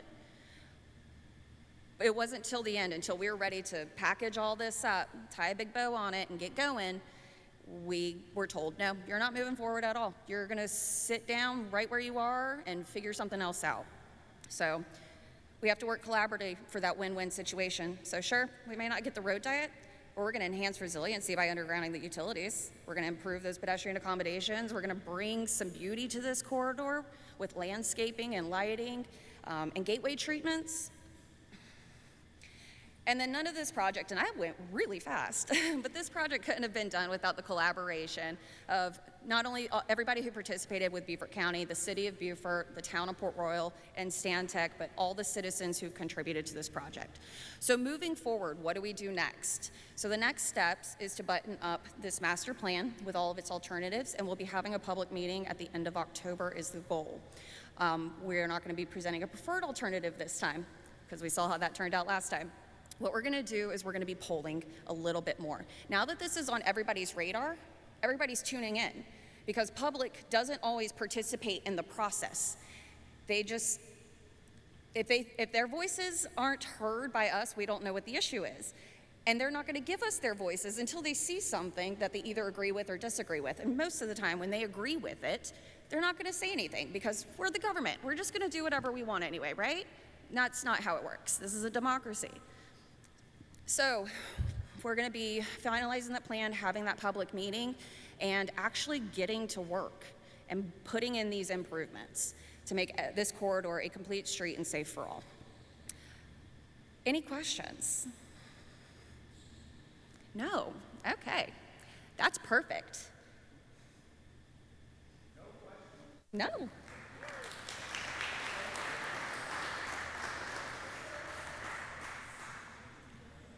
Okay, folks, well, we have a few minutes before the closing remarks, so we have a couple more vendors out there, and we'll see you back here in a few minutes. Public administration. He is active in the water, stormwater, and wastewater industry for over 35 years, including work in new construction, rehabilitation, and condition assessment. He's an active member of AWWA, WEF, and SESWA. I'm personally excited for this because we just purchased one from him and we're about to have it installed. It's our second one in Beaufort County. We have a huge issue with our flap gates and replacing them. We had this one outfall for a pond that we've replaced 3 times in 10 years. So it's very expensive and labor intensive. So we bought. Well, thank you. That's my presentation. Okay. No, that was great. And actually, I have pictures later on that where we did the first one in April, which was a 36-inch, which is not an easy one to start with. And that was at that tomato processing plant that I think they're only open 20 days a year, but they had semis sinking because of the backflow they were getting up the storm pipe. So we'll attack that. I've left some time at the end for Q&A, so I'm sure there won't be more than a few questions, judging by the size of the crowd. I was about to say, I have a couple of questions, Mr. President. Hey, you never know, last one of the day. But I threw this in at the last minute. That's a sign they had custom made for Carolina Beach, North Carolina. The flooding is getting so regular, they just, yeah, it's a pretty good looking sign. Too bad they have to use it. The presentation today is basically the different valves we utilize. You utilize them for different situations. We have non-return valves, which basically prevents water from going back to the source, wherever that may be. And then you have flow control valves, which I think a lot of you are familiar with, gate valves, sluice gates. The one on the left is what we call a WABAC, that is a chamber unit that mainly you see in like basements, where it prevents flooding in basements. You don't see a lot of call for that here down in the south, but up north it's a major issue. The WA stop is what I was asked to concentrate on today. I'll touch on the other ones as well. But our WA stop valve is basically I have an animation here. It basically allows flow out, and when you get to a certain head pressure, it pops open, and then when it gets backflow built up, it stops flow from going up the pipe. The one thing to remember is it will work subaquously underwater, but you still have to have X amount of head pressure to open that. This is exaggerated, I think, a little bit, but it will expel the water in the pipe, but you still have to have that pressure that's called for. We do manufacture different hardnesses of membranes or durometer hardness, and if you have a real flat situation, you can go with a softer membrane. The give and take is it prevents less back pressure, but these valves prevent a lot of back pressure. So if you're talking 15, 20 feet, you're going to have bigger issues than just a little bit of water getting over the head wall there. No questions along the way, or What's that? no questions along the way, or? Yeah, sure. Yeah. Thank you. So on that, I guess a lot in the Lowcountry, a lot of them are going to be very low possible head backwards. And so would it be default by default, or does the engineer need to ask for the lower, whatever, densities or things like that? Well, we'd be more than happy to review any, if you have, and this isn't so much on new construction because you got a pretty good handle on new construction, but on old construction, especially along the coast, it's really, I mean, so flat in some areas, it's crazy. Every inch counts. Yeah, and we can, it's not unusual for us to get the invert elevations and review them and figure out the best way to do it. And that's a good question. And I always bring this up because people think, okay, I got the beginning of the pipe, end of the pipe, and it gets up this high in the pipe and it's going to open up. That's fantastic.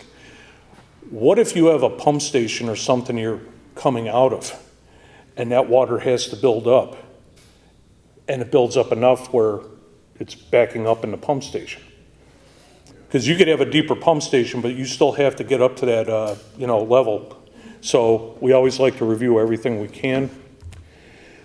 This is, I just went over this briefly. It's different products we have and where you can use them in town. Basically, it's everywhere, depending on what the situation calls for. This is another animation. The only reason I kept this in here is it does show that's a head wall situation there with the cutaway, just how the valve is attached in a typical situation. So you would drill pilot holes and grout that all-thread rod into the head wall, and then you can fasten the valve brackets to the all-thread. Now, if it's a flange valve, it can be a number of different types of flanges. And I've got some case studies here. You can vary with this, but this is typically what we stock in our South Florida warehouse, and it's typically available. This will give you an idea about the how the valve functions. Nobody in our company seems to remember where this video came from. It's old, but you'll see it pulsating at the bottom. And this is what it does. It builds up pressure, pops open. So that's it's a good video. I don't know how old or what country it came from, but it just shows how the valve pretty much operates. Here again, we have the outflow and then preventing the backflow. We always promise to show this because our guys in the factory took a lot of pride in this. They filled it with garbage. This is in our factory in Sweden, and they actually itemized at the end of this in the credits what was included in the garbage, but the point being that it is meant to flush out completely. So this looks like it's probably about a 42 or 48 inch valve. And it shows also again that when you get that pulsating flow, it helps prevent sediment backup in front of the valve. So it usually helps keep a clean waterway. Yeah, so they thought they were Cecil B. DeMille when they did this one. The only reason I included this is we do head loss testing. I think it's University of Utah. They do a lot of fire hydrant and waterwork valve testing there as well. And as far as I know, we are the only inline check valve company that does this and will make the findings available to you. So we always encourage people to get this backup data. This is another one. Maybe this animation will work. Yeah, there's not a whole lot to show here other than it's important to know, obviously when you're sticking a device inside a pipe, it's important to know what flow loss you're dealing with versus a wide open pipe. So we always encourage questions like that. And this is important too when you're dealing with, say, an elliptical pipe that has a flange with multiple valves. You know, if you cut it down to a certain flow, it may not be worth putting something in the pipe. Whoop. We do offer head loss testing. These charts are available on every valve we manufacture. And I'm going to show you here just some different concepts, different ideas of what we can do.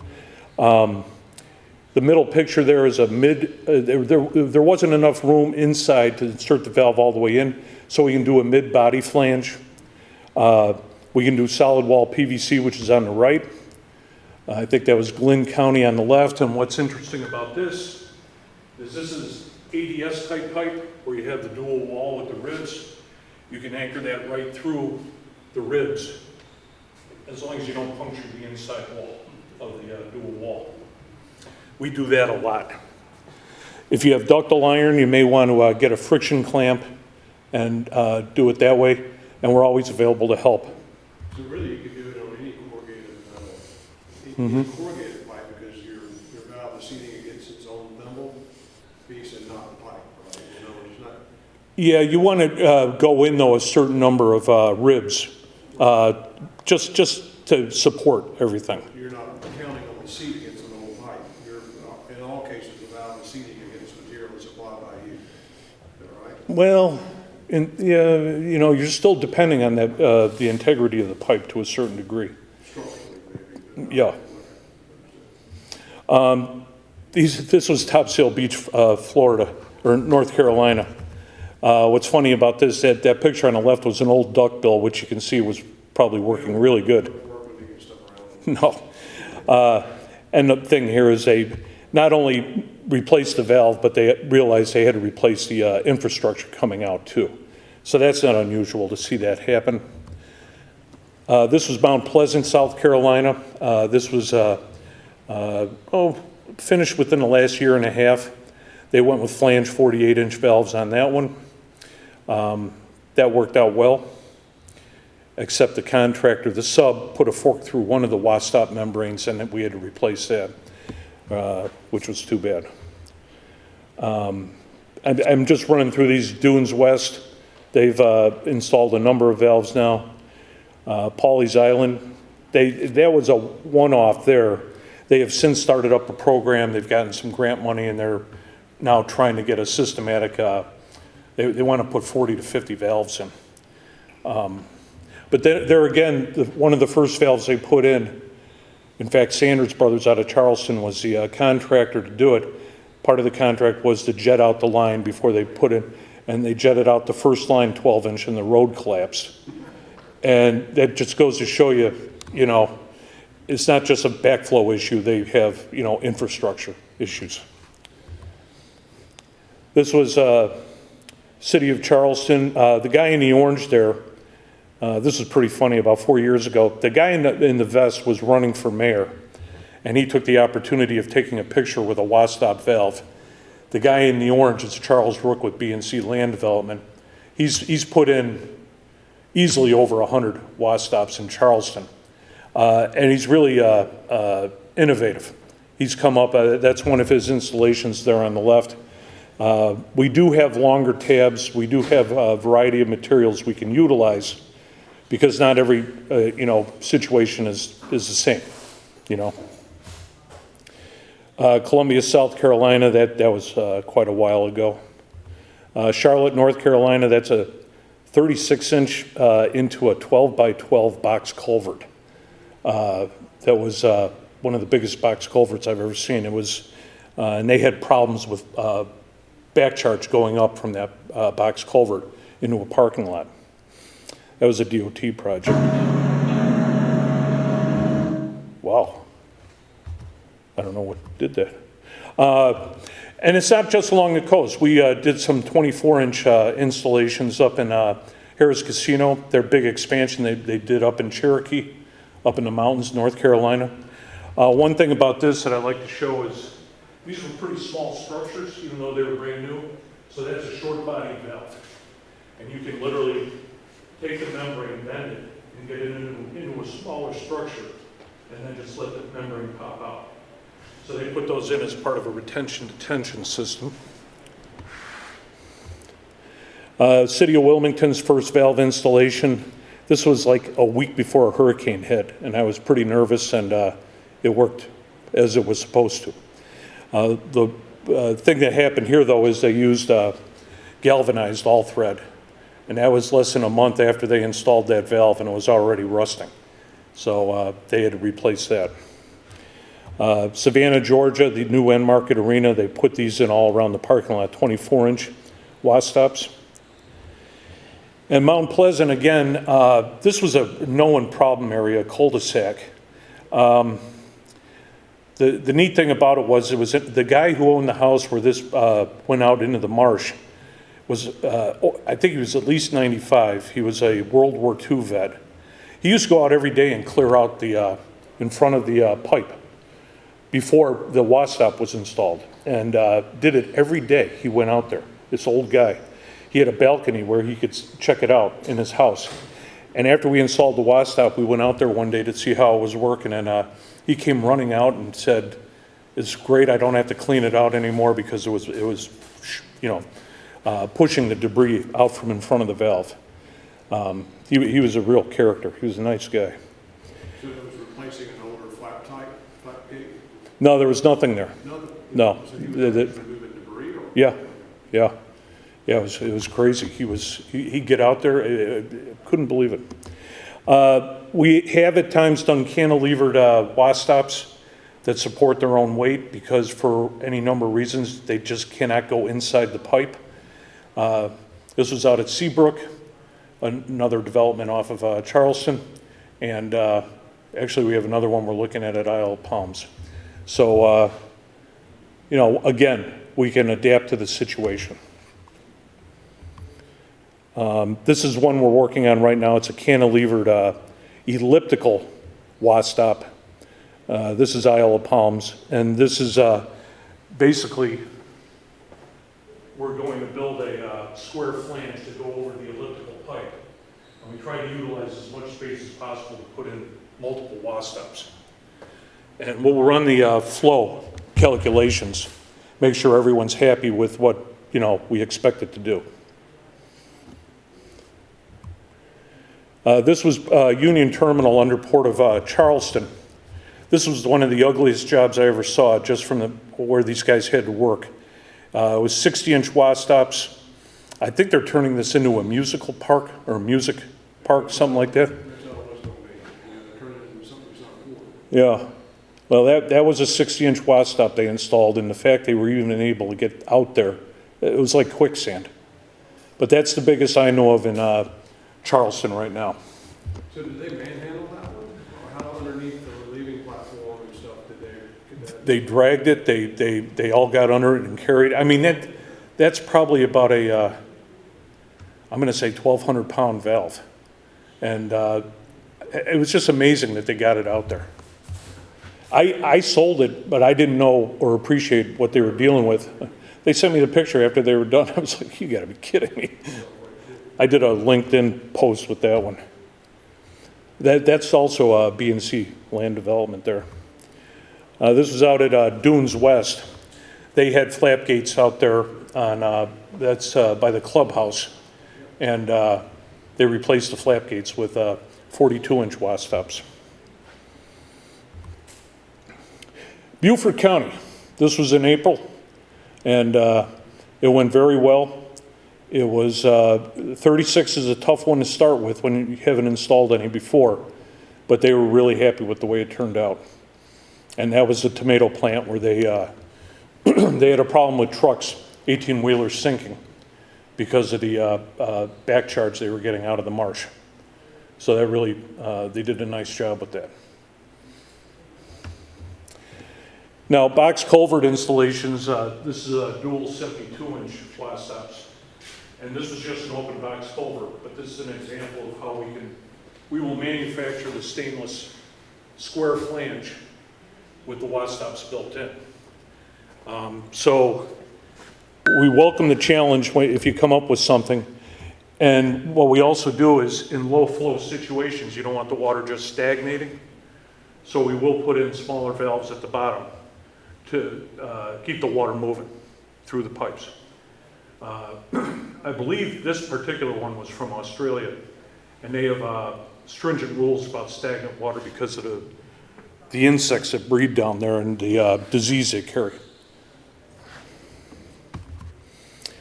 Same thing here. This is, I believe, in over in Europe. The pipes in the top of that right-hand picture were there to, they initially thought to help flush out debris in front of the valves, but it really ended up not being needed. That's a guy who designed that with the pipes up top, and he was very proud of it, but we don't think it was really needed. Another elliptical pipe. This one, the one on the left is just a straight elliptical flange. Drawing on the right is another type of multi-valve elliptical pipe. If you get into bigger sizes, we can start adding smaller valves to it. We use these for odor prevention. There's a couple of counties in North Carolina that do that. This is a big deal in the Middle East when they have such long periods without any rain, nothing going through the sewer system, they have serious odor control problems. Just another kind of odd flange that was needed for this application.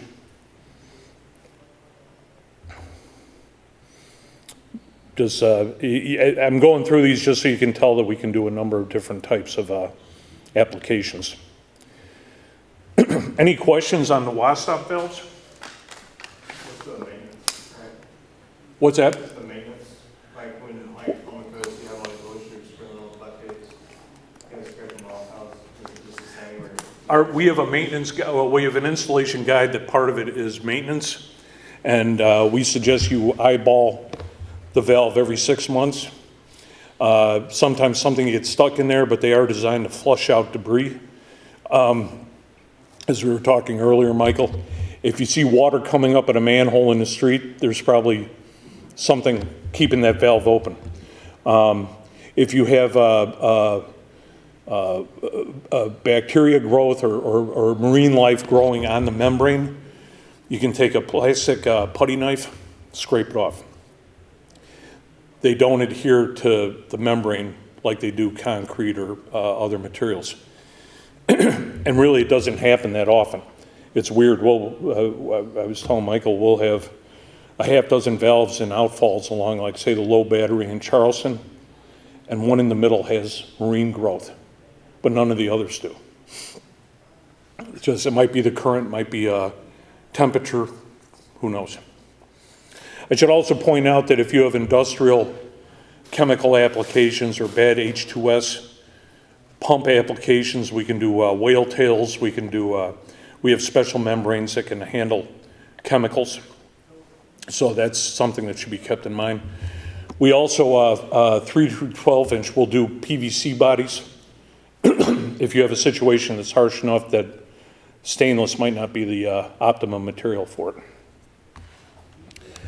The Waback is a chamber device that is manufactured to prevent flow from going back into a structure, a dwelling. It's a pretty neat thing. Once again, you can put an alarm in there if you need to, but it'll run by itself. It's not, you don't need external power. This is a quick animation here. Very quick. Here we go. If up north especially you have problems on CSO systems where in heavy rain events, basements are almost like air release chambers. And what this does is basically cut off the flow, including gases, to the structure. And it's all based on a flotation system. In theory, you don't want to flush a toilet when this is going on. But a lot of these events that I've watched the videos from Chicago, they last 20 minutes. You know, you think a basement floods with sewage, it's days, you know, build up. No, it's really like a gas release from the interceptor out in the street. But as I said earlier, you don't see much call for that down in the south. We can do wiring on it. We can do all kinds of things. This is an access chamber. You can pull the guts out if you want to clean it out. This is a very popular device in Europe. They use this in a lot of cases. They use it for stormwater control around industrial parks. They're putting them in along interstates now. In case there's petroleum spills and that type of thing. They are way ahead of us as far as environmental concepts. We tried for about 5 minutes to talk to DOT people here in the States about it, and they just kind of looked at us like we were from outer space. But we'll probably be doing it 10 years from now. You know, that's what usually happens. And this would be another non-return valve. I actually sold some of these in Greenville. A brand new senior housing complex, high end. They just finished, moved everyone in, And I never got a clear answer on who it was. I don't know if it was Rewa or Greenville or whatever, but they had a back charge in the sewer system. All the electronics, the computers, everything were in the basement of this brand new high-rise luxury, $1 million worth of damage. They actually flew everything in from Sweden and installed this. They even flew in the manhole lids. I said, you can go down the street and buy the manhole lids. No, they paid air freight for the manhole lids. I'll probably never sell a job like that again. But so far, so good, since that was about 3 years ago. This is just another showing how the float lifts up to cut off flow in the chamber. This is actually the Greenville job. Right there, we had a 4, a 6, and an 8-inch. And again, over in Europe, they're not afraid to use these everywhere. New construction, old construction. And basically, you just take a ADS-style pipe and lower it on the lip of the chamber to whatever height you need, and then put a frame and a lid on top.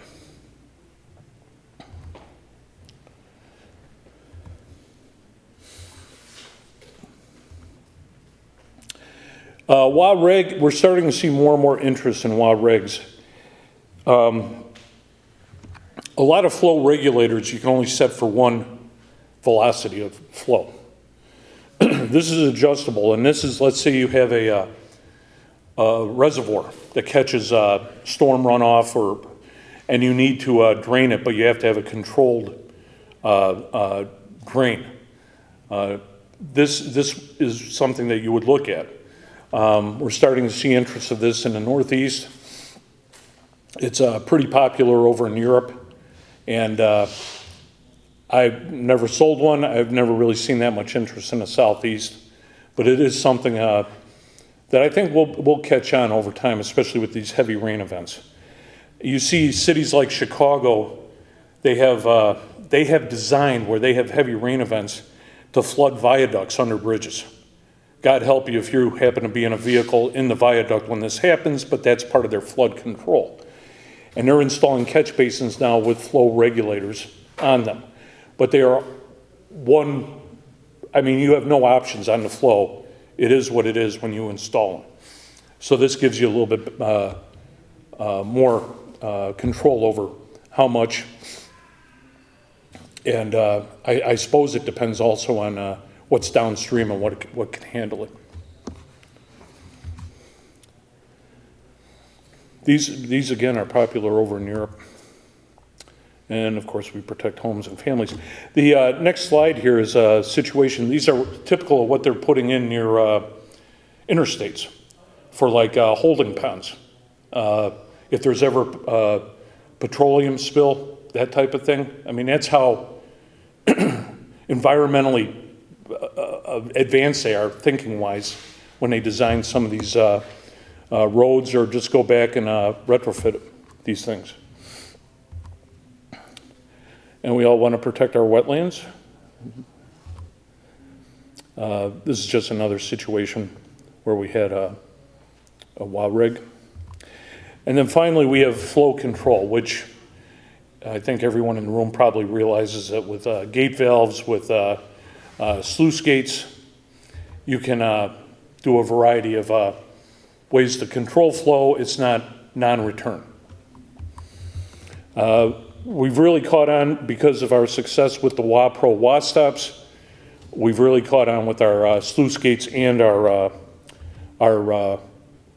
gate valves, just because people like working with us, and we do put a lot of emphasis on quality control.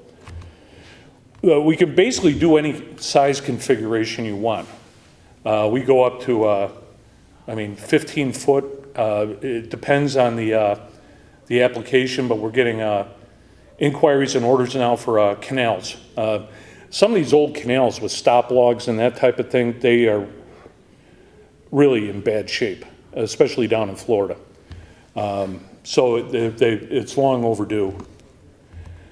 If anyone stopped by my booth, this was a job we did in Isle of Palms that had multiple 48-inch wasp stops and sluice gates. And this was a job that was just finished in the past couple of months, and it turned out very nice. So if we can package a deal with the wasp stops and sluice gates or whatever, you know, one-stop shopping, right? How are those actuated, ones on the left? Is that before the stems were installed? Yeah, that's a good, you caught that. Actually, we had spindle extensions. And then they decided they didn't want the extensions. They liked it right where at the wall height, where there is. So they could take, they have the hand wheels they can put on there. And it's about 400 turns to open or close. So actually I have in the process right now 2-inch driver nuts. And they're gonna use a power, yeah, and do it that way. And actually this was an afterthought. They put the bars in there, it wasn't so much for a trash rack, but for manatees. And down in Florida, anything 12-inch and larger, we have to put a manatee guard on. And I heard that in South Carolina now, they're gonna go with anything 15-inch and larger. So, well, we do them. We do manatee guards all the time. But we haven't seen the need for them here in the Carolinas, but now we may be. Because of course they're everywhere, right? I mean, you trip over them. But we also do, some people call them gator guards. We actually have a white paper we did on rats because of a problem they had in Germany with rats. You know, we put food on one side of the valve and rats on the other side and gave them a week and they couldn't eat through the membrane. Well, it just depends, you know. Everywhere in the world has, in Indonesia they have shrimp farms and they have, I don't know, something's trying to eat the shrimp, so we had to put some guard on those things too. It's just another picture of a gate we did. We do offer residential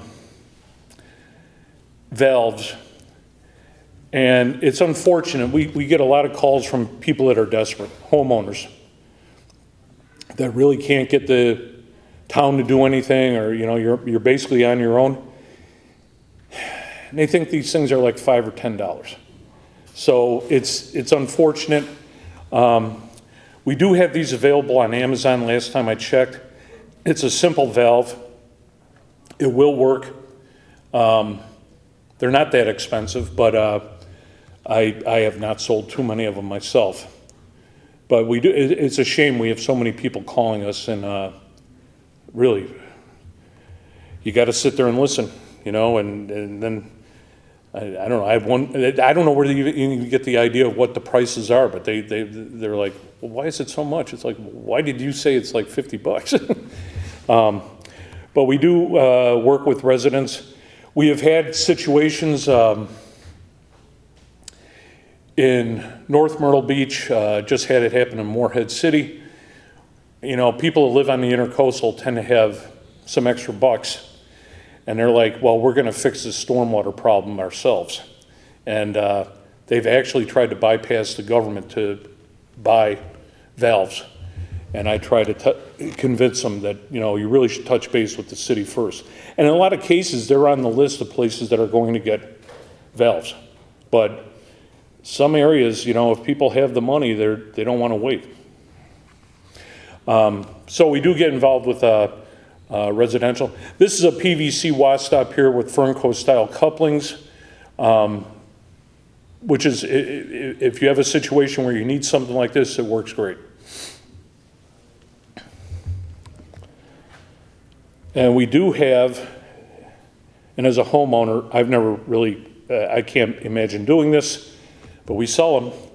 This is something you can cut a hole in your basement floor and put this in your basement. It's a Waback, residential Waback, and that's what it's made for, is to prevent backcharge from the sewer out in the street into your house. I cannot imagine taking a pickaxe or whatever and just saying, okay, I'm going to put a hole in my floor. I couldn't do it. But I guess if you're desperate enough, you might try it. And yeah, that's a job somewhere. Oh, Oslo, Norway, I'm told. And that's about it.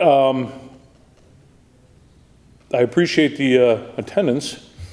We actually, almost quadrupled since I started, so that's not bad. Do you have any questions?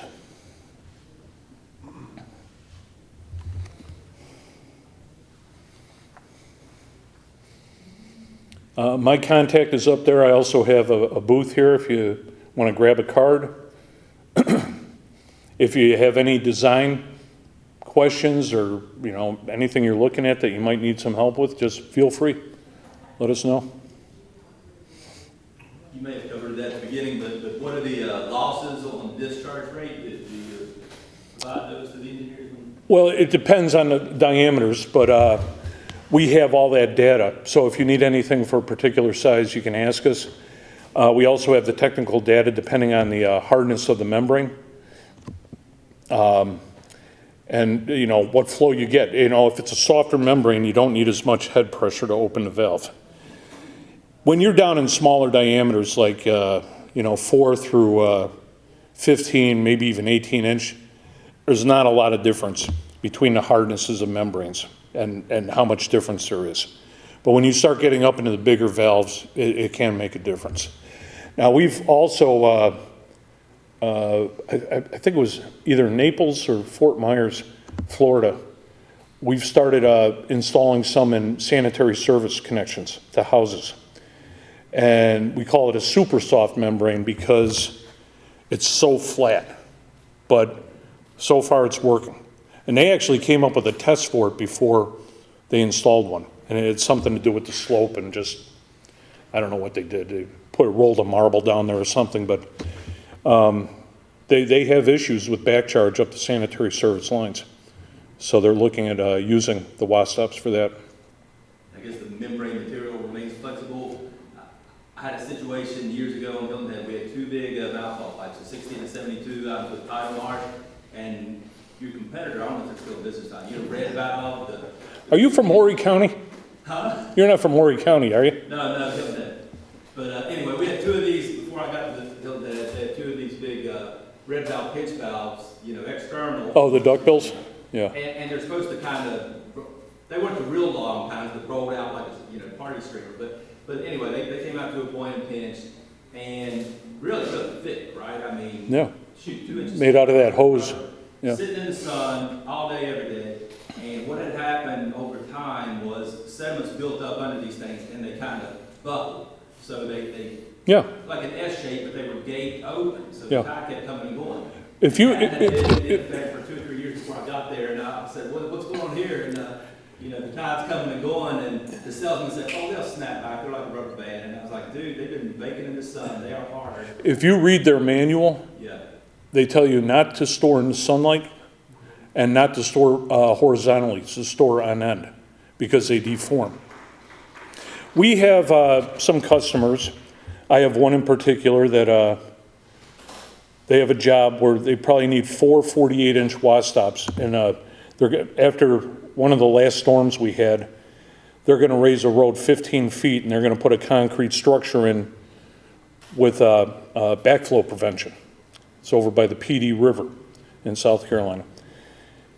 I think it's an ideal wasp-stop application, but because of their experience with one of our competitors, who you mentioned, they will not go near an inline check valve. They just won't do it. And it's a shame.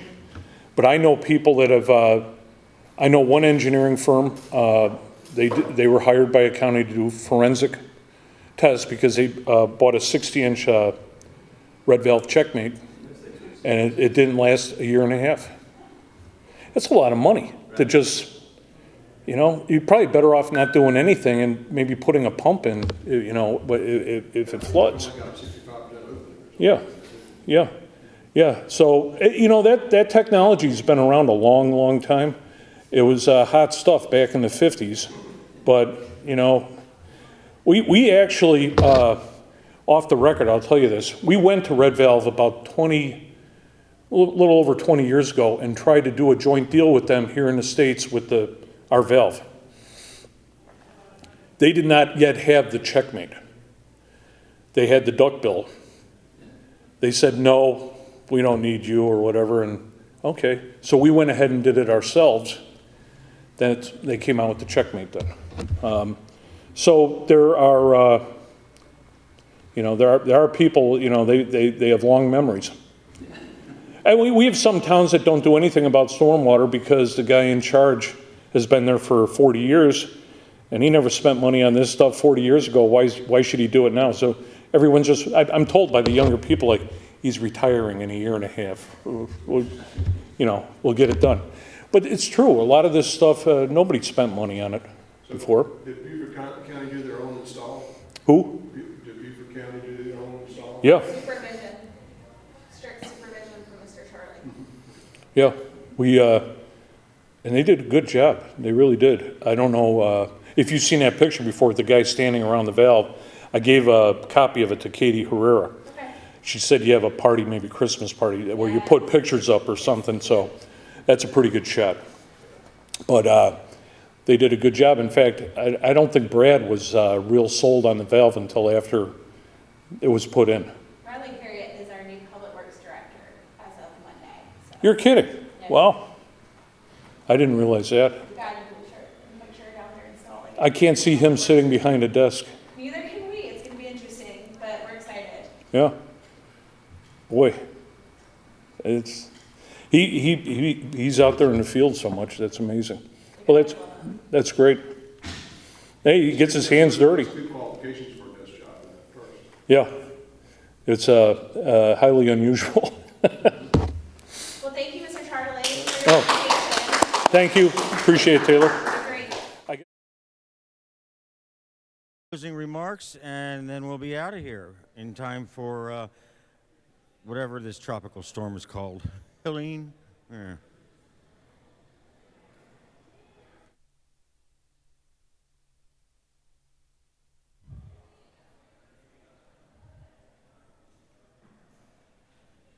Well, I want to thank everybody for coming today.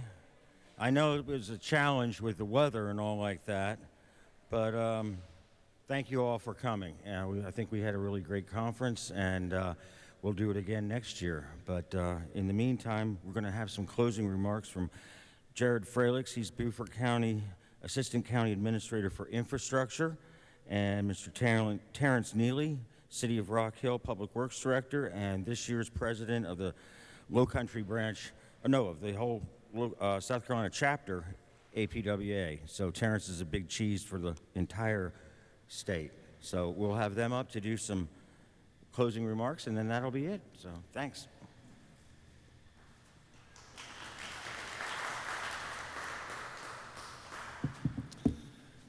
Well, thanks everybody. What a day, right? I mean, so this was the first time ever.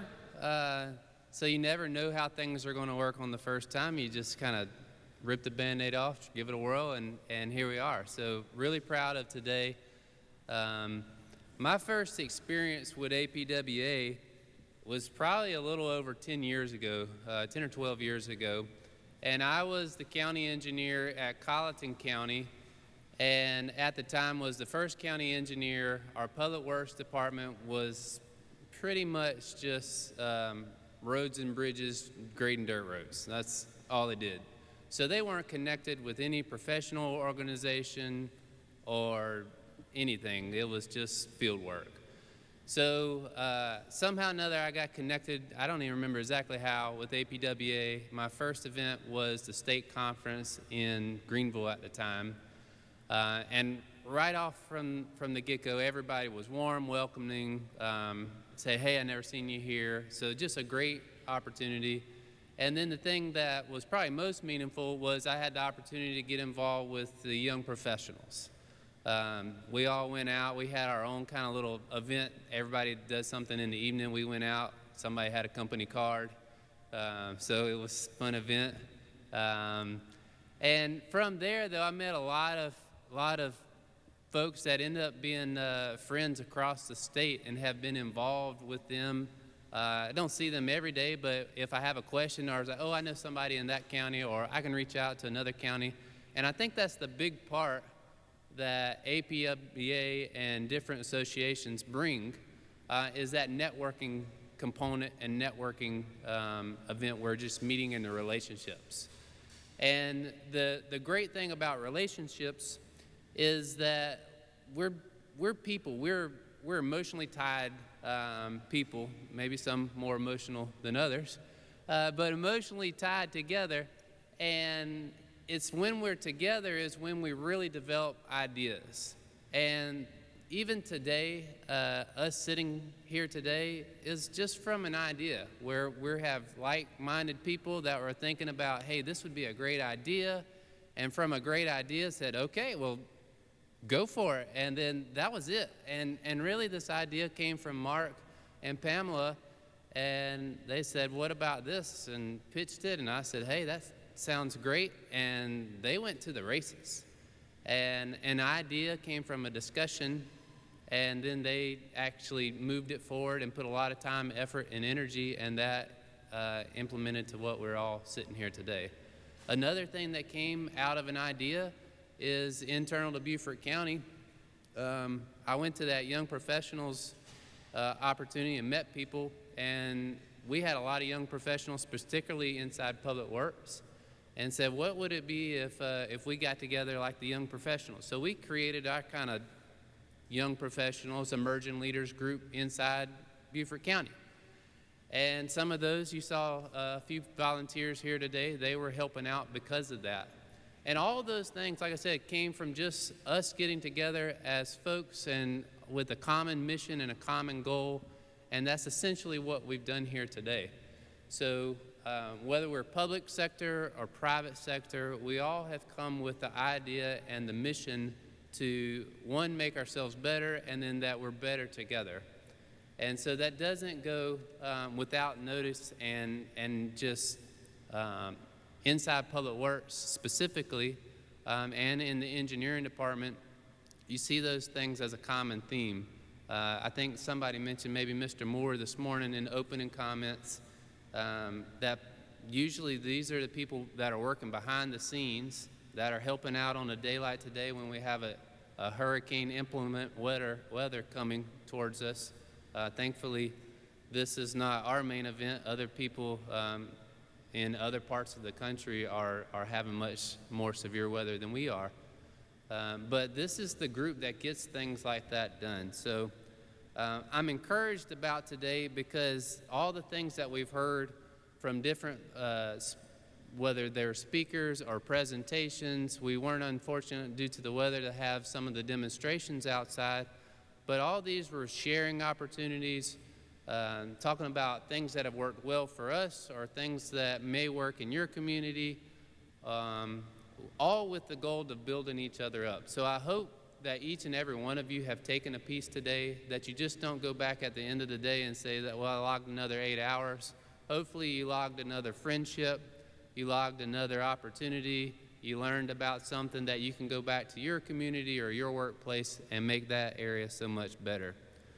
I'd be remiss if I didn't thank everybody, and specifically our sponsors. So I've already mentioned South Carolina Public Works Association, specifically the Lowcountry branch, and also the Beaufort Regional Civil Engineering Club, CE Club. That was started by another idea and conversation. That was Brian. He's been Brian Bauer, leading that effort from concept. So we had a discussion. Brian said, what about this? And hasn't looked back. And then lastly is our Beaufort County Public Works Department. A lot of the folks that were represented and established and implemented this were members of our Public Works Association. So thank you for that. As mentioned, we had a few other departments that were helping broadcasting team. So I know we're all thankful to be able to hear and have this stuff, but just to have such a department like that can come and be a resource is just a blessing that we have in Beaufort County, and something that we don't take for granted. And specifically, I mentioned it already, but Pamela Cobb and Mark Johnson, you two, this is not every day do we get to celebrate our projects and our good works, but I really hope you guys look around and celebrate this as a victory, both personally and professionally and as the county, to have an event of this magnitude, and to know that you guys had a big part and fingerprint in bringing this together. So thank you to specifically. And finally, all of those who attended. So again, your dedication to improving infrastructure in our communities, the collaborations and partnerships today that we've seen. I know that we're going to tackle tomorrow's challenges, ensuring that the southern Lowcountry region continues to be at the forefront of public service and public works. So as I leave you, I'm encouraged today with all the insights that we've gained here, that we'll put those into action with our teams and agencies back home, and that we can build a better future that not only meets our demands for today, but anticipates those needs for tomorrow. So with that, thank you, everyone.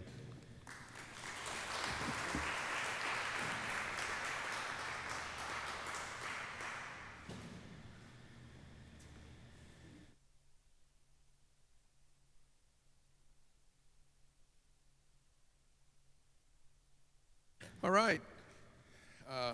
That's tough to follow, though, but anyway, well, I'll give it a shot. Once again, my name's Terrence Neely. I am the Public Works Director for the City of Rock Hill and also the current president for the South Carolina chapter of the APWA here in the state. So once again, it's been a fantastic day today for the first Lowcountry, what we call it, Lowcountry Regional Public Works Conference. So give a big round of a hand. Fantastic day. And as we're coming to a close, I want to just be able to extend my sincere thanks to all the hosts.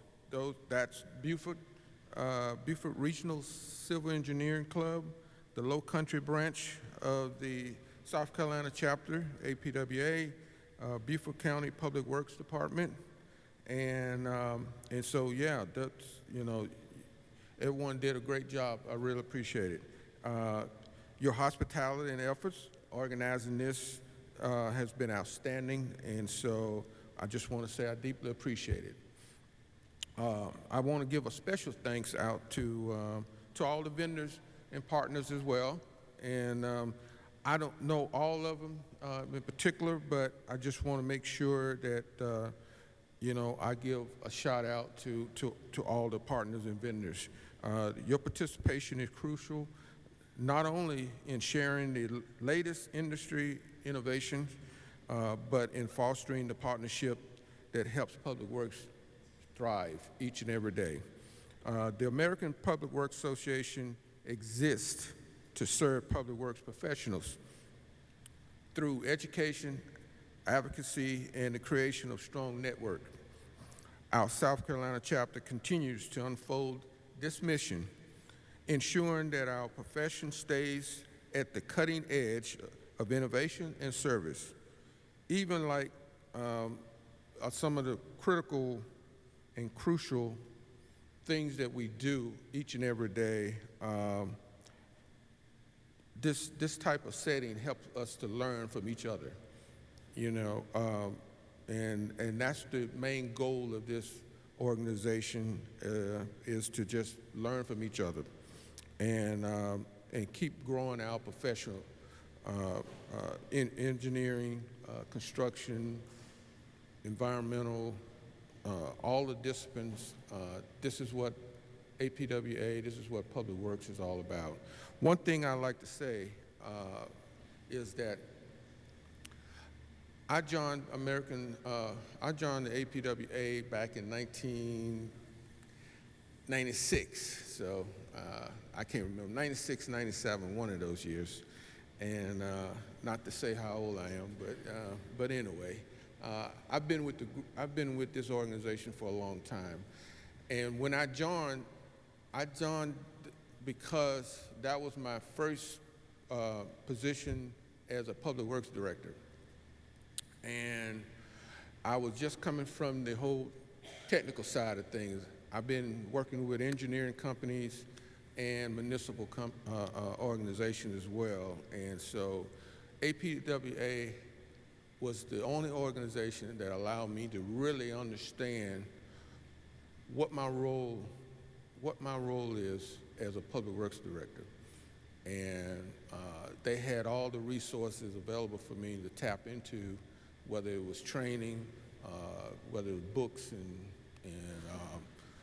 presentations, things of that sort. So my thing is, for all of you, I know we're all got our own area of expertise, but APWA really helps, it brings us all together and helps us understand how we all need each other and to do our job great.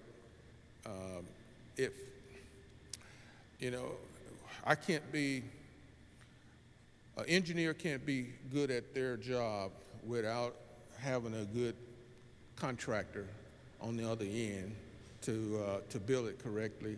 The design is great, but you still got to be able to build and put it in the ground and make it work. So my only thing is, I just want to say that these opportunities like this to just come together, network, you know, take advantage of it, because it helps. It helps you understand the full scope of who all is out there to help you do your job better. And I can't say that, you know, by coming here today and being able to participate in this program, this is fantastic. This is what I like to see. This is what APWA is all about, and it's all about partnerships and allowing us to grow with each other and to build a better community for us all. So once again, hats off to everybody in making this a go. And yes, I just want to say thank you, and I hope everyone gets to drive home safely, and if you're spending the night, then do that, because it might be safer to head out tomorrow morning or something like that. So, but anyway, thank you all, and this has been a wonderful time to hang out and be part of the team of APWA. Thank you.